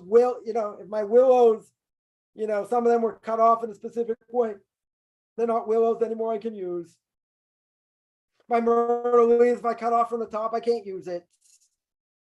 So I shake it with all the Kabbalistic intention. What do I get? Nothing. Not even a good idea. Blessings in vain all over the place. If it applies, you didn't do the mitzvah. Totally didn't do the mitzvah. No, but I think, no matter what you think, this is what the code of Jewish law says. You brought the wrong species. Sorry. Now again, it's a good thing, I'm not God. I would have said, sir, I said, So you did the wrong thing. Right? So back to the question. It says in, sorry, I got carried away here. It says in Tehillim, rejoice over another one's good fortune. Does it mean an evil person? No. Certainly not. An evil person, if something bad happens, if they die, and they're truly evil, most people are not truly evil today, but let's say someone like Stephen Wise, any of these people, any part of the mixed multitude, the Erev Rav, they die, big celebration. That's not a contradiction. That's not being cruel. These people are ruining Judaism, trying to uproot Judaism. So we should be happy. I remember my Rebbe brings down from the Rambam. Right? He says, someone's intermarried, the non-Jewish spouse dies. Non-Jewish spouse dies, same thing. Right? If they're not Jewish or, they didn't convert. It's no offense to the non-Jew, right? But the fact is that Jew is now not transgressing. He's totally not transgressing. I remember everyone's told me a certain case. He says, you go out and have a schnapps. He goes, you know what schnapps is? I'm like, I think I know what schnapps is. He goes, go out and have a shot. I said, go out and have a shot. I said, that's what it means. And again, it's not the non-Jews' fault. We're not asking them to die. We're not interested that they should die. right? But it's now, even that person dies, it's saving the Jew. It's now saving the Jew. No question. No question. So if somebody's evil, again, I don't think, so many people today are like, so evil. They don't know what they're doing. Regardless, they don't get a free pass by any stretch. But at the same time, they're going to be liable for a very severe prohibition, no question. Other things, if they grew up as a potato farmer in Idaho, no offense, anyone's a potato farmer grew up in Idaho, but if so, they grew up not knowing anything. Yeah, so a lot of things they do would be like they did it by accident, but things that they did that are more severe, they're liable. They're going to certainly be liable, right? There's no question. Someone is causing other people to go astray. Oh, that's too bad. So sorry for that person. No, that's not the Torah outlook. The person is now no longer can cause evil in this world. I mean, there are remnants of what he did, what the person did, and there are offshoots, and that person will suffer for eternity for all these different offshoots that they caused and different things. Very good. But at the same time, their death is not a bad thing. That's not a bad thing. Again, people might say that's crazy, that's fanatical, that's really out there. But again, what did King David say? I love those that love you. I will fight against those that hate you.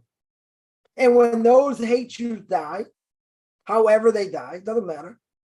It's cause for celebration because they're not fighting against God anymore. Yeah. So the question was that person's anti-Semite, right? Or an idol worshiper? Yeah, he's not talking about that. Their good fortune does not mean them. That's why I mentioned if someone has good fortune, they're an idol worshiper or anti-Semite or whatever, even if you think it's a mitzvah to start up with them, don't, the Gemara says. You're playing with fire. In other words, God's looking down on them in a positive way. He's giving them whatever he's giving them now. Don't mess. Don't mess until things slow down. Right? But he's not talking about this. He is definitely 100% not talking about evil people. Evil people, bottom line, God's going to be happy. They're taken care of. 100%. I mean, he'll do what he needs to do. Punish them the way they need to. Why did God and Reuben want to land the other side? Oh, come on. What's the answer? What's the answer? What would be the simple answer? Did they want better land? Right? Seemingly they wanted better land.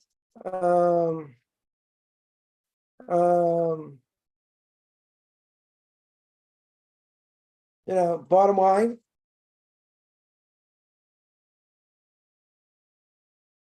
they seem to want, what would we say? Right? They wanted something in the short term. Right? They want something, they want something in the they want something in the long term. Right? But it's very interesting. What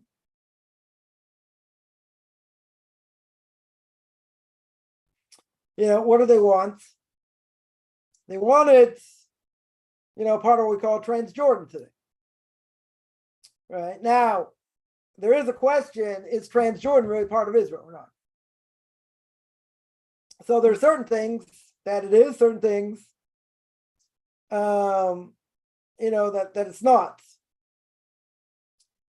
So, one thing they want is they want that land, and they want to be recognized along with the land of Israel. Right? It's part of the covenant.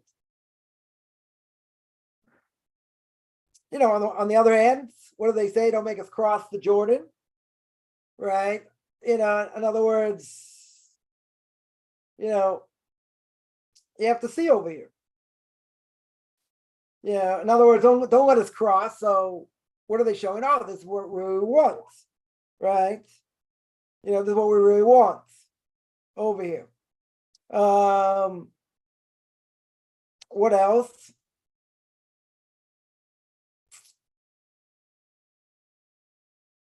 So you say also, listen, they went into the land.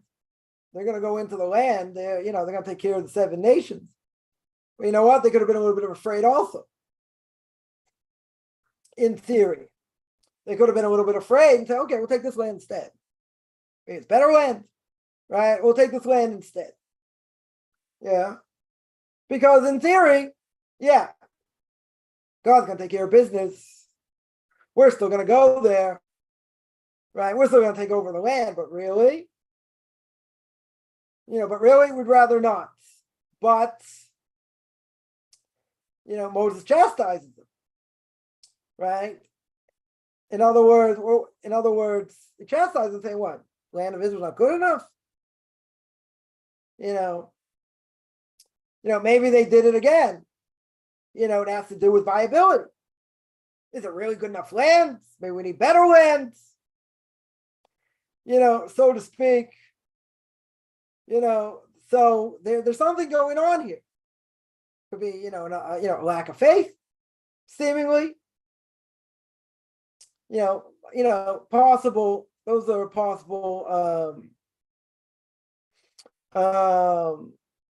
Possible explanations.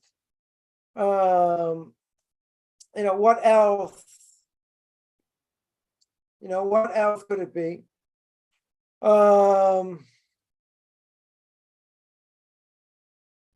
Yeah, like we said, they seemingly want to shirk off responsibility of coming to the war conquest of the rest of the Jewish people. In other words, they're afraid. They're afraid to go in the land, right? They're afraid, to go to war. Also what it teaches is the fact that they want to have their inheritance and do nothing. Right? And so Moses chastises them. Right? Totally chastises them.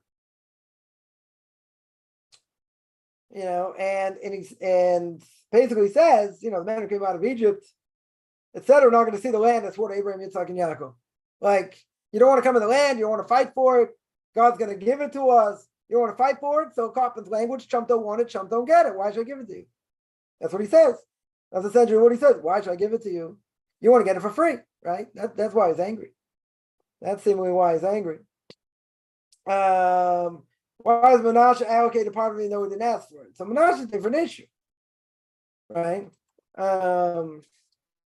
That's a different issue over here.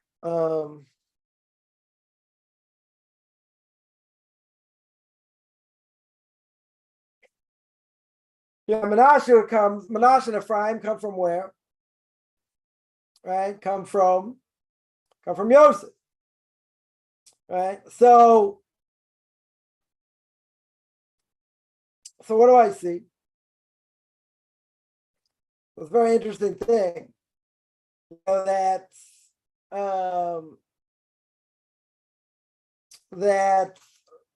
Reuben and God, they wanted a free pass. Right? They definitely wanted a free pass. They don't have to work. They don't have to work to get the land. Right?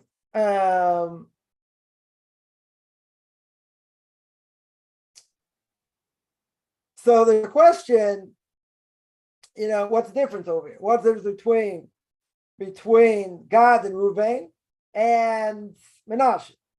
So the Torah says God eventually showed Moshe the entire land. Right? Now, did he show him the entire land just to see what it's going to be? Sightseeing? No. Certain level of sanctification. Right? In other words, all places that God showed, Moshe have to be tied. Now, what's the obvious question? What are you going to tell me? Why did it happen? Why did he have to see the entire land? And he had to sanctify it just by, seeing it. So we have to understand, what did Moshe receive? Moshe got the entire Torah. He got the entire Torah, Mount Sinai. He transmits it to the Jewish people. He's bound up with their redemption, not only from the first exile, certainly from the last, so to speak. So inheritance of the land, obviously, It's a crucial aspect of the life of Jewish people. See, it's kind of funny. We mentioned by the Reform movement, oh, we don't want to have a claim to the land. This is pretty crucial. The redemption of Jewish people going into the land. Okay. So Moshe had to be connected also. Right? So he didn't have to actually enter the land, right? He's not allowed to, but he can sanctify it by seeing it. Very good. Now, what about inheritance? That's very good by sanctifying it from seeing it. Okay. What about the inheritance? Boundary is going to be broadened. So everything goes through Moshe Rabbeinu. So the boundary is being broadened or what? Also had to be connected. Also had to be connected through it. So this is why Moshe gives half the tribe of Manasseh, portion on the other side of the Jordan. Why? Why? Because it's broadening the boundary. So this is the difference. In other words, the acquisition of land on the other side of the Jordan by the tribes of Gad and Reuben. Why did they want it? Or how did they get it? Their own request. Monetary considerations, good lands. Stipulation, they forego their portion of the land of Israel. Right? In other words, they forego whatever they're going to get in the land of Israel. They say, no, we'll take this land out here. It'll be sanctified just like Israel. We're not going in. We want better land. We don't have to fight for it. Very good. Tribe of Manasseh, they get a portion through Moshe himself in Israel proper. And this extraterritorial position, so to speak, or this portion, served as a broadening boundaries. Right? That was something in the future. In other words, you're going to tell me, God gave it to him even there. Why? Because that's going to be the beginning, boundary, the boundaries, right? Boundaries in the future. Also, that's why Moshe Rabbeinu, in general, chose the tribe of Manasseh for this, and if we look at Parshas Pinchas, with regards to the daughters of Selofcha, right? And that was a tribe which demonstrated passionate love for Eretz Yisrael, right? So that could be another possible reason. Someone asking, pets and livestock have automatic feeders. Oh.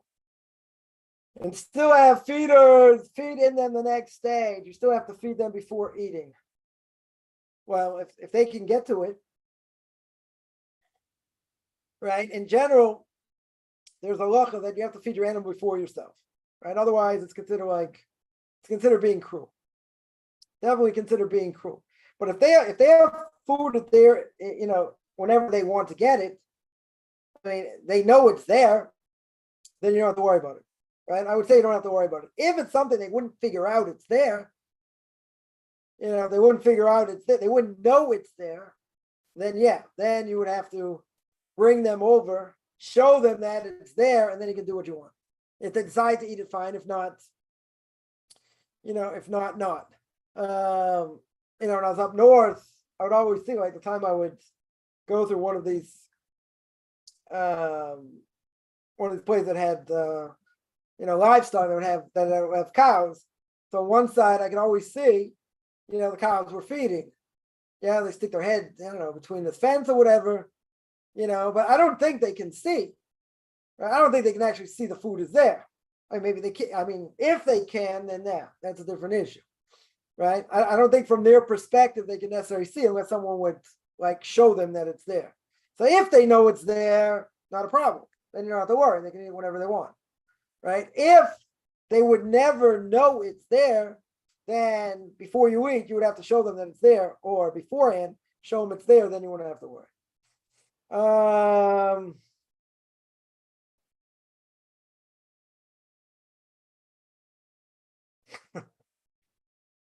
Someone says, came across a certain person. Yeah, talking about same-sex attraction. Where do they come from? Guys, is not a rabbi. Yeah, that's hopefully a good thing. Does explain Judaism in a non-brainwashed way. Yeah, so the idea is, could a person genetically, could a male be attracted to a male? Genetically. I mean, the Torah says very clear. The Torah says that a man is going to cleave to his wife. Does not say he's going to cleave to another man.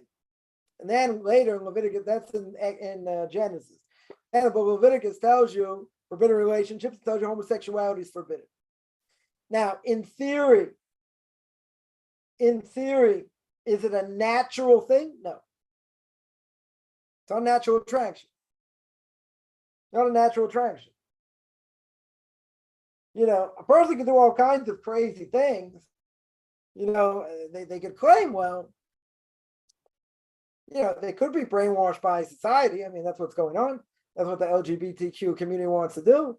And they claim, no question, they're coming after kids, try and convince them it's a good way of life, proper way of life, totally uprooting marriage. The whole idea of marriage, like, you got a 6-7-year-old, as a boy or as a girl, say, no, like, who says you want to be a boy? Maybe you want to be a girl. Maybe playing with dolls is fun, playing hopscotch is fun, I don't know. Doing other things. So yeah, it's a real sick world out there. I don't think there's any question. I don't have to go into detail. I don't want to get banned from YouTube or anything. Is it a natural attraction? No. Not at all. Guys and girls, they hit a certain age, they should be attracted to the opposite sex. That's the norm. 100%, that's the norm. People say not that way today, and people are born differently, and because the culture is messed up. Totally messed up. So to say that there's somewhere in Judaism that says that that's normal, who says that's normal? How can you have a perspective where that's normal? It's not normal.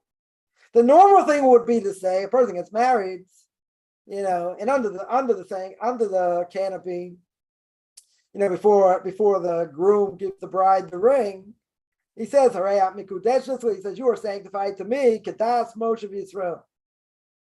Like the law of Moses and the Jewish people. Gives over the ring, got 2 witnesses to watch it, to watch him give over the ring. Now, when the man sanctifies himself to the woman, and at that point, she's consecrated to him, any extramarital thing after that's a Torah prohibition. Well, it depends on what's with, whatever. But they're sanctified to each other. Now, let's make real clear. Even in the best of marriages, does a person lose desire for someone of the opposite sex because they're married? Now, you tell me that should be the case. That should be the case. If they're happily married, their eyes never stray. But we know that's not true. How do I know that's not true? Because people have an evil inclination. And the evil inclination, they say, stolen waters are the best. The most forbidden fruits are have the best taste. So it doesn't mean a person's going to act on it, per se. But a person has to make boundaries. Certainly has to make boundaries, even in the best of marriages. Have to make boundaries. There's no question. Right? For a person to be, have same-sex attraction, it's abnormal. Right? I know I'll get hammered for this. It's abnormal. In Judaism, it's totally abnormal. Right? Never meant to be, but obviously, when the Torah says you're not allowed to have, to be a homosexual, there's a rabbinic prohibition of being a lesbian. Again, we'll keep this clean. That being the case, God understood the nature of man. Right? Like, what do you think was going on at the time of the flood? Yeah. You had animals trying to interbreed with animals not their kind. So the Beis HaLevi, the great rabbis 250 years ago, father of Chaim Brisker, blessed memory. Beis HaLevi in his commentary in Chumash says, because man had power over animals. Animals could see what man did and imitate what man did. I mean, you think, a pelican's going to come up to a dog? Like, that's abnormal. Or whatever. I won't get gross here, but there was a case many years ago. I read an article. There was a certain pelican. I think it was a certain type of bird. I think it was a pelican, if I remember correctly. This male bird tried to mate with other males.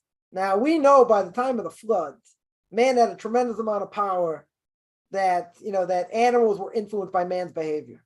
Because the obvious question is why the animals deserve to be destroyed. Because the intermingled species. The Gemara says, what do you mean intermingled species? They're programmed DNA, we always say. They can't do anything outside their own nature. They can decide they want to eat, they don't want to eat, this and that, but they don't have free will. They are programmed 100%, programmed DNA. Right? So how could you have a dog with a cat and other animals? Who knows what? I don't know. Whatever it is, whatever these other animals are. Yeah, they try and get together, right? So the Beis Halevi says, what's going on? Animals are programmed. Animals cannot go outside their own nature. So what's the deal? So why were they destroyed? Because man had such a powerful influence. They started mating with others. They tried to mate with other animals. And the only people that did it, the only animals that really did it were, that were saved were the fish. But that's the whole question how they got saved, right? Because if the waters were boiling hot, how the fish get saved? So okay, that's the whole question. But what was my point about the pelican? This pelican, this pelican tried to breed with the males tried to breed. Or some of the males, whatever. Now, where was it? Where do you think it might have been? San Francisco. Yeah, one of the biggest gay capitals in the world. Now, is that surprising? In one way it is. Why? Because animals don't have free will. They don't have man does not have that power today. They don't have that power today like they did in the time of the flood. So what happens? I don't have a good answer. But obviously, man's actions have some level of power. And you see that if animals see that, if these birds saw it and they tried to imitate man, tried to mate with males, the males with the males, then man has a certain level of power. Still, but it's not what it was like at the flood. I don't think there's any question. It's not like you see these things coming up all the time. It's happened 20 years ago, more. So an animal for sure, it should never happen. It should never happen because they can't act out of their nature. They don't have anything to act outside their nature. Nothing. They're programmed. So how could a cat go after a giraffe? Not going to happen. They're programmed. Totally programmed. Just during the flood, there was a lot, man's actions had greater power, even on animals. So that's why animals were wiped out. But to say the same-sex attraction, yeah, it's not normal. It's not normal. Now, a person can say, I've been gay my whole life, or, and this and that, and that's how it's programmed. Okay, that's how you think you were programmed. You have more of a tendency, right? So I mentioned, someone gets married, you don't think they have any tendency to someone of the opposite sex? You'll say if they happen to be married, they won't. Yeah, unless they're dead. Unless they're dead physically.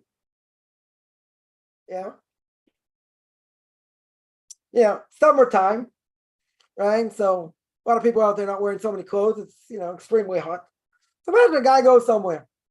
A woman walks by, and you have to walk by in a bikini. Now, you're not supposed to look, obviously. It's her fault for dressing that way. For a non-Jew, might not be your fault, but, a question about putting a stumbling block really doesn't apply to a non-Jew. But in general, I say it's a moral imperative not to dress in such a way for even a non-Jewish woman. Well, let's say, I'm going to walk out with a bikini and a guy looked. He's happily married.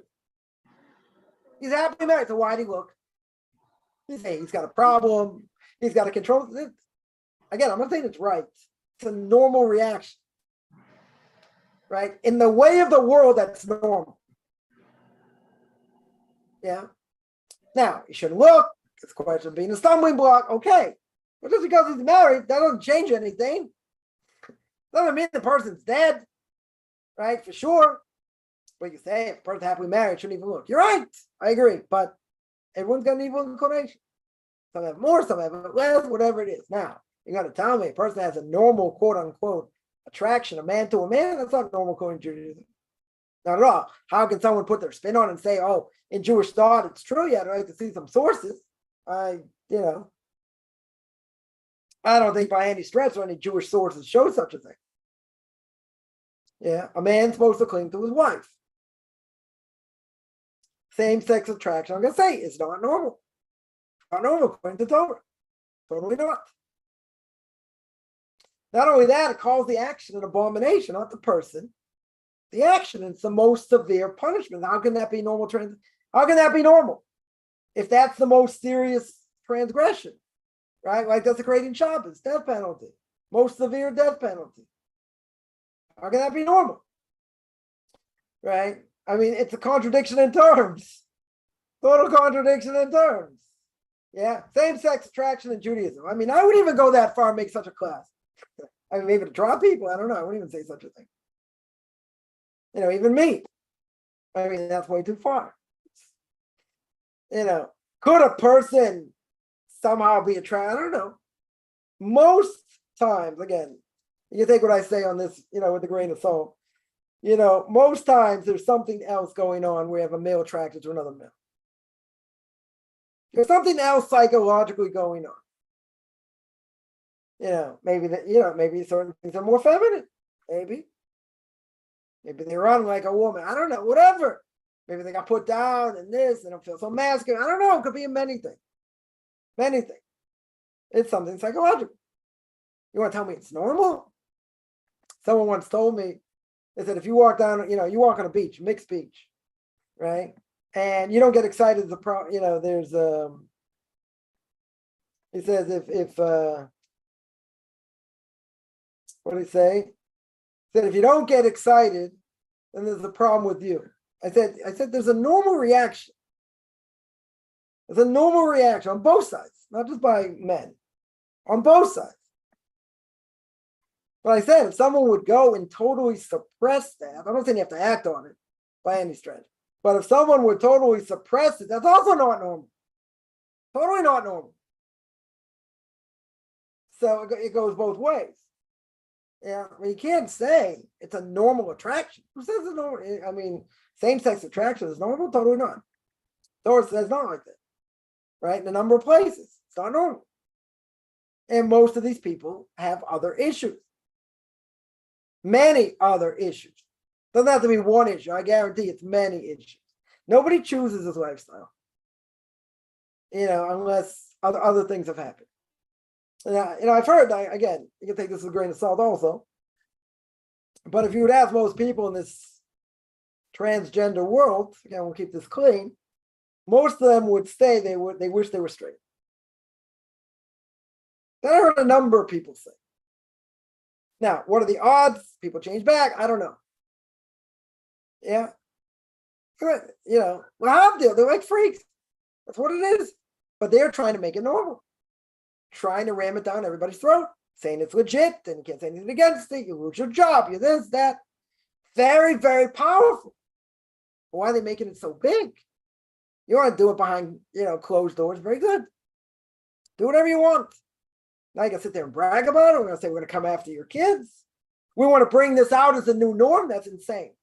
It's insane. Doesn't make any sense. I mean, it does make sense because they want to legitimize something. It's not legitimate. It's not legitimate. You know, and most people would agree. They wish they were the other way. They wish they were quote unquote normal. So why have to go to the opposite extreme? Why have to ram it down everybody's throat? For that reason, to make it legit.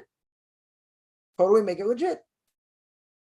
I mean, you know, I don't see any pedophiles making parades. See them making parades, bragging about what they're doing? What about adulterers? See them making parades? Thieves. I don't know. Murderers.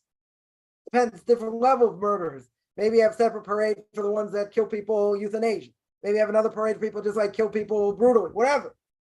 You know, you see anyone trying to ram that down everyone's throat? No, because everyone knows it's wrong. Everybody knows it's wrong. This, oh no, people make their own choices. People can do what they want, and it's not my generation, but you know, you go with the flow. No, this is worse than what went on Sodom. I shouldn't say worse. This is exactly what went on Sodom. What went on during the Mabul, during the flood. This is exactly what went on. You know, what do you think? We're living in Victorian England. There's crazy things going on. You know, there's no difference. Just getting worse. Bragging about it. You're going against the main things that God sets down the Torah, morality. You think there's going to be no payback, no severe payback? That's why my Rebbe says, I'm not worried about anyone in Iran and Iraq going to do anything. I'm worried about people in Israel that sin. And Tel Aviv is one of the biggest gay capitals in the world. We're in big trouble. Big trouble. Yeah, but normal? Come on. Same attraction like in Judaism. That's a contradiction in terms.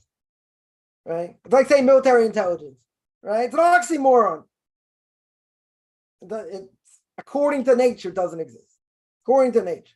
You'll say, but someone has a tendency, like, okay, I have a lot of bad tendencies. I'm sure a lot of people have a lot of bad tendencies. They want to say, they're born with it. Okay, so who says to act on it? But you say, but it's a very powerful tendency. Okay, and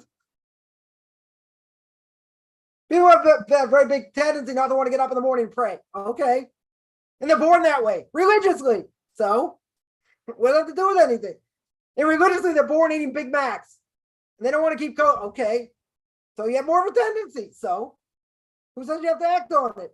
But to say something that's, you want to claim, not you, somebody wants to claim this is a normal thing, and this is within Judaism? No. The buck stops here. Come on. It goes against everything the Torah says. Right, someone points out strange world we live in. Yeah, strange and evil, 100%. Someone asks, well, you're secular, you can't see that, but you leave the outside world. Yeah. When you're going through it, and now you've come out of it, so to speak, out of the secular world. Yeah. You say, well, how could I have thought that? Because the world brainwashes you. That's what they do. I mean, it's a good thing we get brainwashed in a good way. But plenty of people get brainwashed in a bad way. And they get stuck. Look at all these people, that are still in Christianity. They don't know anything because they're brainwashed. Can't ask a question because you're going to find out forever. Gotta have faith. Why do they keep them ignorant? For that reason. Exactly that reason.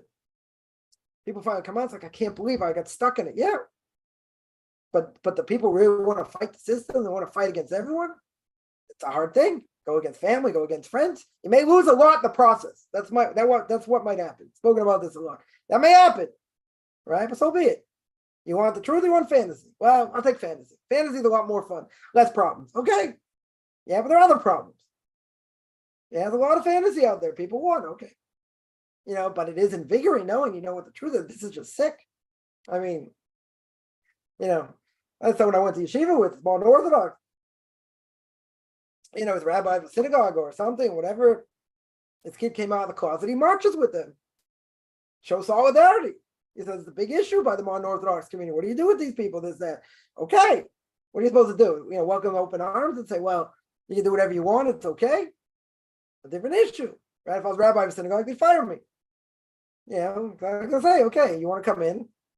I disagree. You're never going to get any honors. You're never going to be called to the Torah. You're never going to let you make a kiddush. You want to come? Okay, it's your choice. You want to come to an Orthodox synagogue. Condone it? Never. But you're an Orthodox rabbi marching with them? Wherever you got rabbinic, ordination, I don't care. Doesn't matter.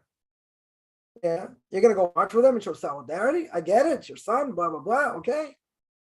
You want to show solidarity? It's a big issue in there. Other Orthodox community, you don't see it. You don't see it. These people, whatever. They're totally ostracized.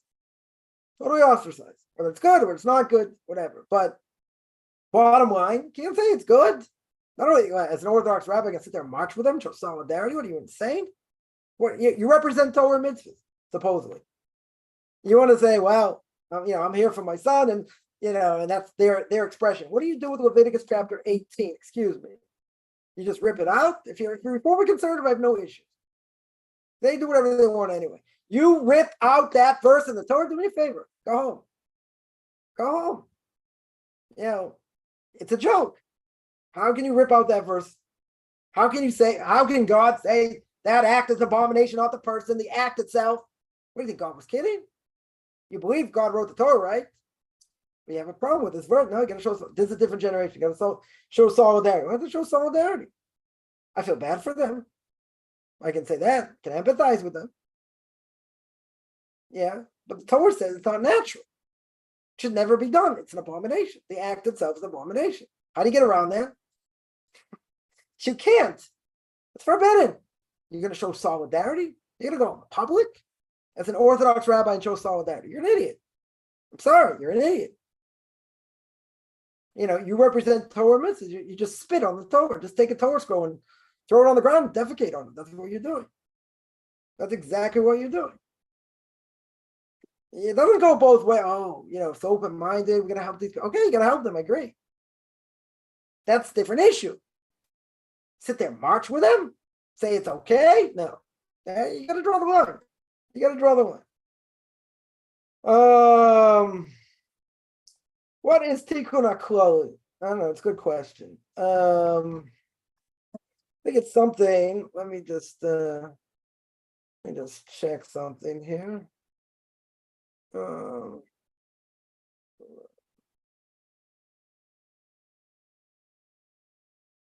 Yeah, what exactly? Group of 10 psalms arranged by Rabbi Nachman of Breslov to atone for sins, especially that of wasting seed. Okay. It's more for something, I guess, for people of Breslov, I guess, that, do that as an extra guarding on themselves.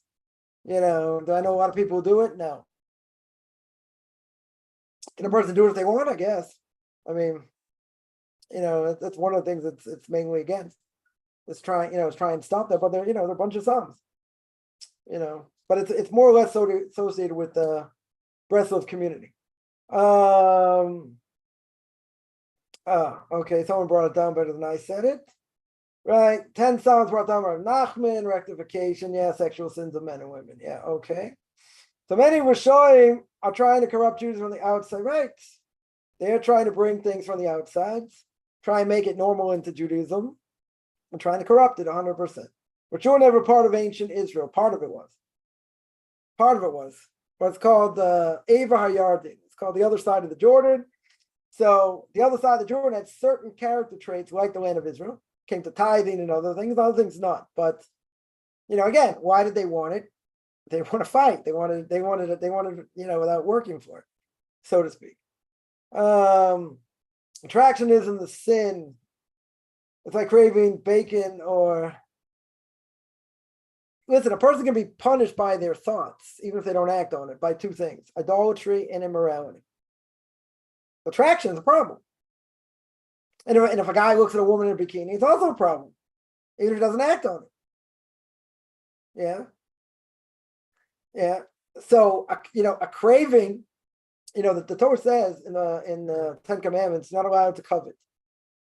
Right? So people make the mistake and say, "Oh, I wish I had this thing that someone else had." They think that's the prohibition. The prohibition is even if you convince the person to sell it, he didn't want to sell it, but he sells it. You gave him money. That you're also over the prohibition. Not just if I desire it and I want it, right? That's one thing. That's one issue. But if actually you put money down and you buy it, that's a different issue, right? That's the same thing. Most people aren't aware of that. You say, well, the person sold it. Yeah, why did he sell it? Why in the world did he sell it? He sold it because you pushed him to sell it, not because he wanted to sell it. Person has homosexual desire. Okay. Lives life without ever giving into it. Someone asked for Aaron Feldman this question. He's the head of the yeshiva in near Yisrael. That Stone came to him and said he has these tendencies. He'll never act on it, and he can never get married. What should he do? Now, I didn't see it in writing. Someone told me about this. And Rav Aaron said, okay, it's better for you to not get married. But the thoughts themselves are also bad. Person got to work on those thoughts, like any bad thought, right? Even if you don't act on it, right? Most things we say, Devarim Shabbalei Veinu Devarim, words in my heart don't mean anything. When it comes to idolatry, if a person would say in their mind, JC is my God, he transgresses. Right? It's only by idolatry and immorality. If you think about it, it can be forbidden, even if you don't act on it. Yeah. So bad thoughts are bad thoughts. If you work hard to get out of your mind, you don't think about it a lot, you just work hard. Something came into your mind, you work hard to get rid of it, you don't transgress. But if you sit there and think about it and different things, then you transgress for sure.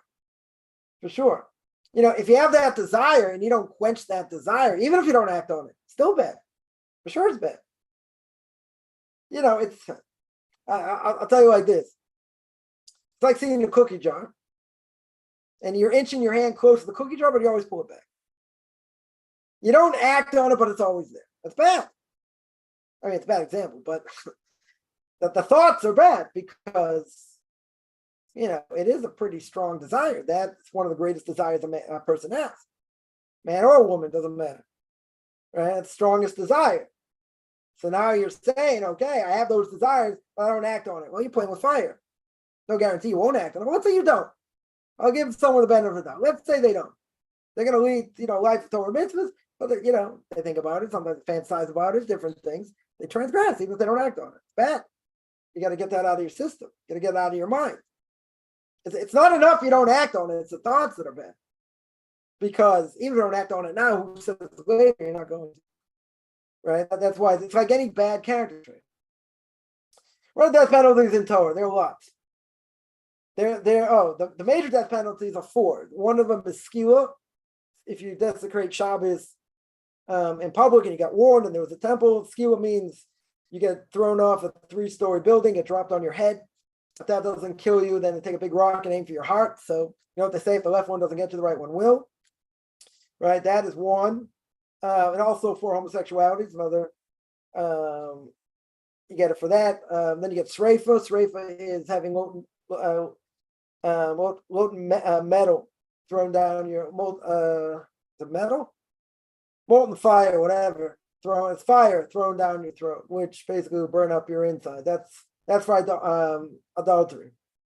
Then you have hereg and hennick. You have your head chopped off, or you get choked. Right? Those are the 4 corporal. Those are 4 corporal punishments. There are 4, not 7. Just the question is the order. There's a difference of opinion what the order is. Right? I just read the order in the normal way. It's normally brought down, but there's there are difference of opinion exactly what the order is. All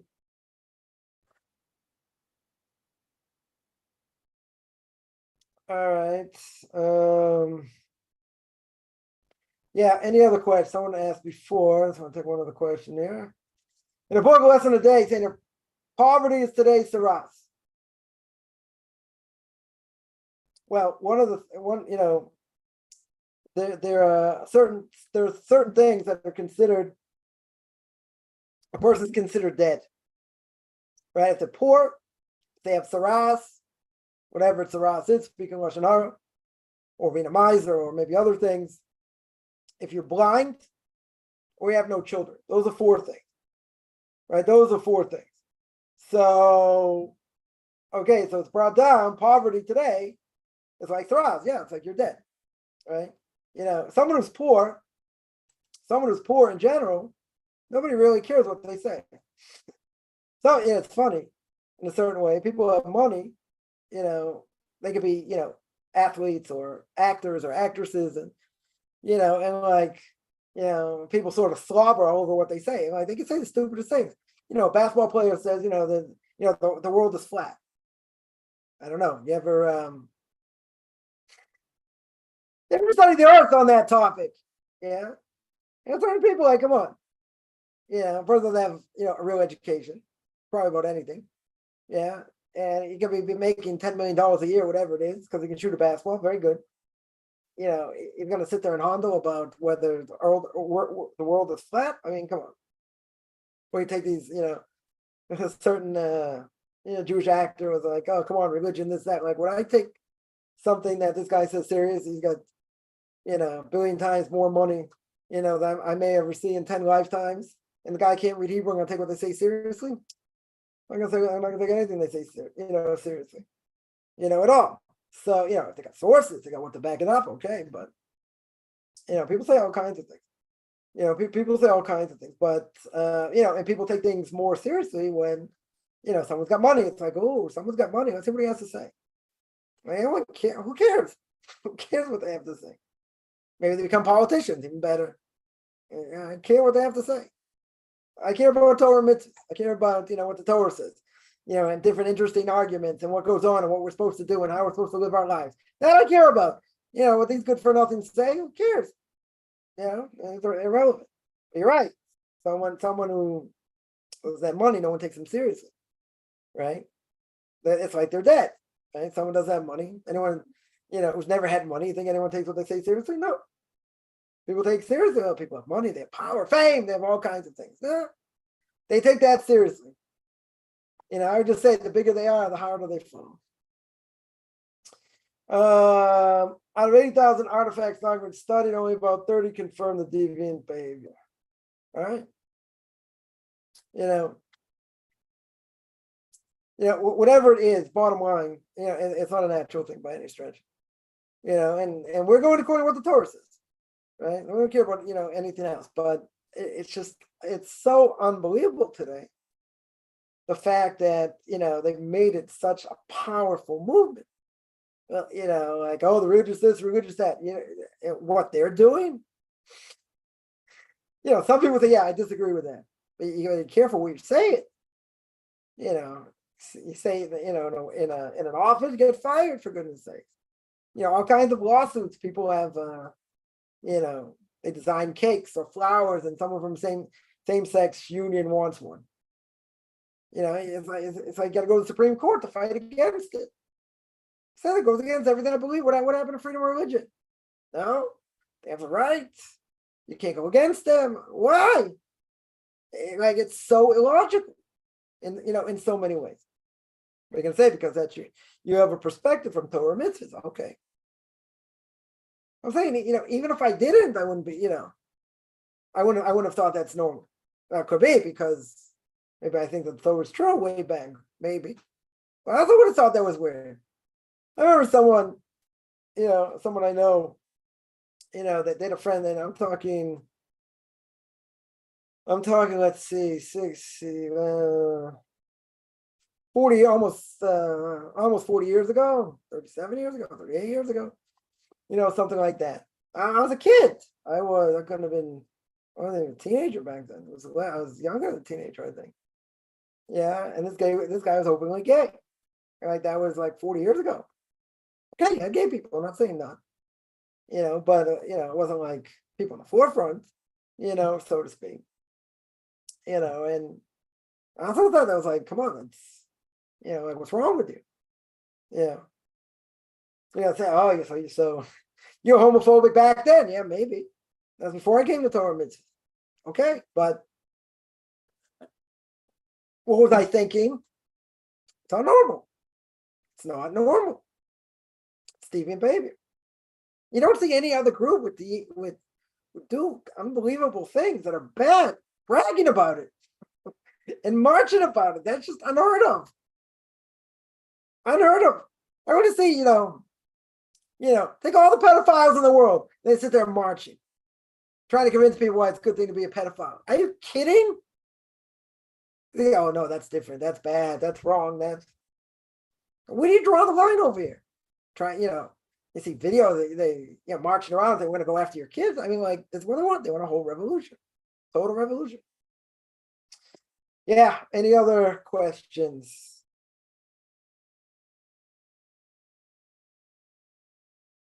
Oh, someone asked, everyone's allowed to offend Jews in Torah in the name of not being offended. Sure. And then you say something. Someone just left me a message talking about all the bad things going on here and the thing with judicial reform, and like, I am going to call them back at some point, and just say, okay, if you know something about what's going on, tell me. If you have a judiciary where the Supreme Court makes the next generation of Supreme Court judges, right? They're the ones that say who the next judges are going to be. That's called cronyism. Okay, you're going to say a president can pack the Supreme Court. Okay, that's different. Judges appointing their own judges. What does that sound like? It's cronyism. You allow, the Supreme Court to uprule everything that the Knesset says. Like, imagine, Congress passed a law, the Supreme Court says, nope. Pass another law. Nope. They stick their nose in where it doesn't belong. All these things. The left agrees there needs to be reform. What are they afraid of? What are they all afraid of? Why are they making all these protests? You know what they're afraid of? Who's in the Knesset? The right wing and religious parties. They're afraid. Next thing you know, women are going to be forced to, to shave their heads and wear skirts and never be able to go out on Shabbos. That's what they're afraid of. And it's not logical. Not logical in any stretch. There needs to be checks and balances, and there isn't. We don't have a constitution here, for whatever reason, right? There needs to be checks and balances. But for goodness sakes, learn what's going on. I hate the religious. But okay, you can hate them, but that has nothing to do with it. We have nothing to do with what's going on. We also agree it needs to be reform. The left agrees we need reform. So enough people talk a good game. Oh, it's terrible, and these protests and what the right wing is doing and what the religious are. Do you understand what's going on? I was very nice the last time. I'm not going to be so nice now, right? I was very nice. I said, well, maybe you've read about it. You know what's going on. You know what they're trying to do. They don't care. They just want to say what they want to say. Okay. So, if you want to learn about it, get to the heart of what the issue is. Understand what the issue is. Don't go sit there and spew everything when you don't know what's going on. That's many things. I hear this all the time. People say things, can't even answer them. They can say what they want. You have to have your hands tied behind your back and smack upside the head 10 times. And if you say anything, come on, you never learned anything. What do you know? You can't even read Hebrew. Oh, that's offensive. Go read a Wikipedia article in physics and then try and take on Stephen Hawking. That's what you're doing. PhD, pilot higher and deeper, or Papa has dough. That's what you're doing. Someone's got a PhD in Judaism. They've learned a lot of Torah. You come up with this is what I think. What my heart tells me. What my heart says. Based on. It's what my heart says. Any sources? My heart.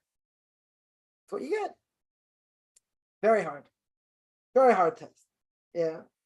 Do you do the Noahide class from the shul? No. Do it from my house. Everything I do from my house. Except class I give up north. That I do in person. But everything else is in my house. Yeah. I'm going to stop here. I want to thank everyone for coming. I do this every Sunday, 9 o'clock Eastern time, 4 o'clock Israel time. Anyone has any questions, find me on Facebook at Michael Chaim Kaufman, or Beyond Orthodox Conversion Judaism, orthodoxconversion.com, or Beyond Orthodox Conversion to Judaism on YouTube. There I have videos on the Book of Leviticus Chapter 15, 16 from the beginning, Q&As, ethics of our fathers, controversial issues, Torah reports of the week. You can send me an email, rabbichaimkaufman@gmail.com, RBBIChaimCoffman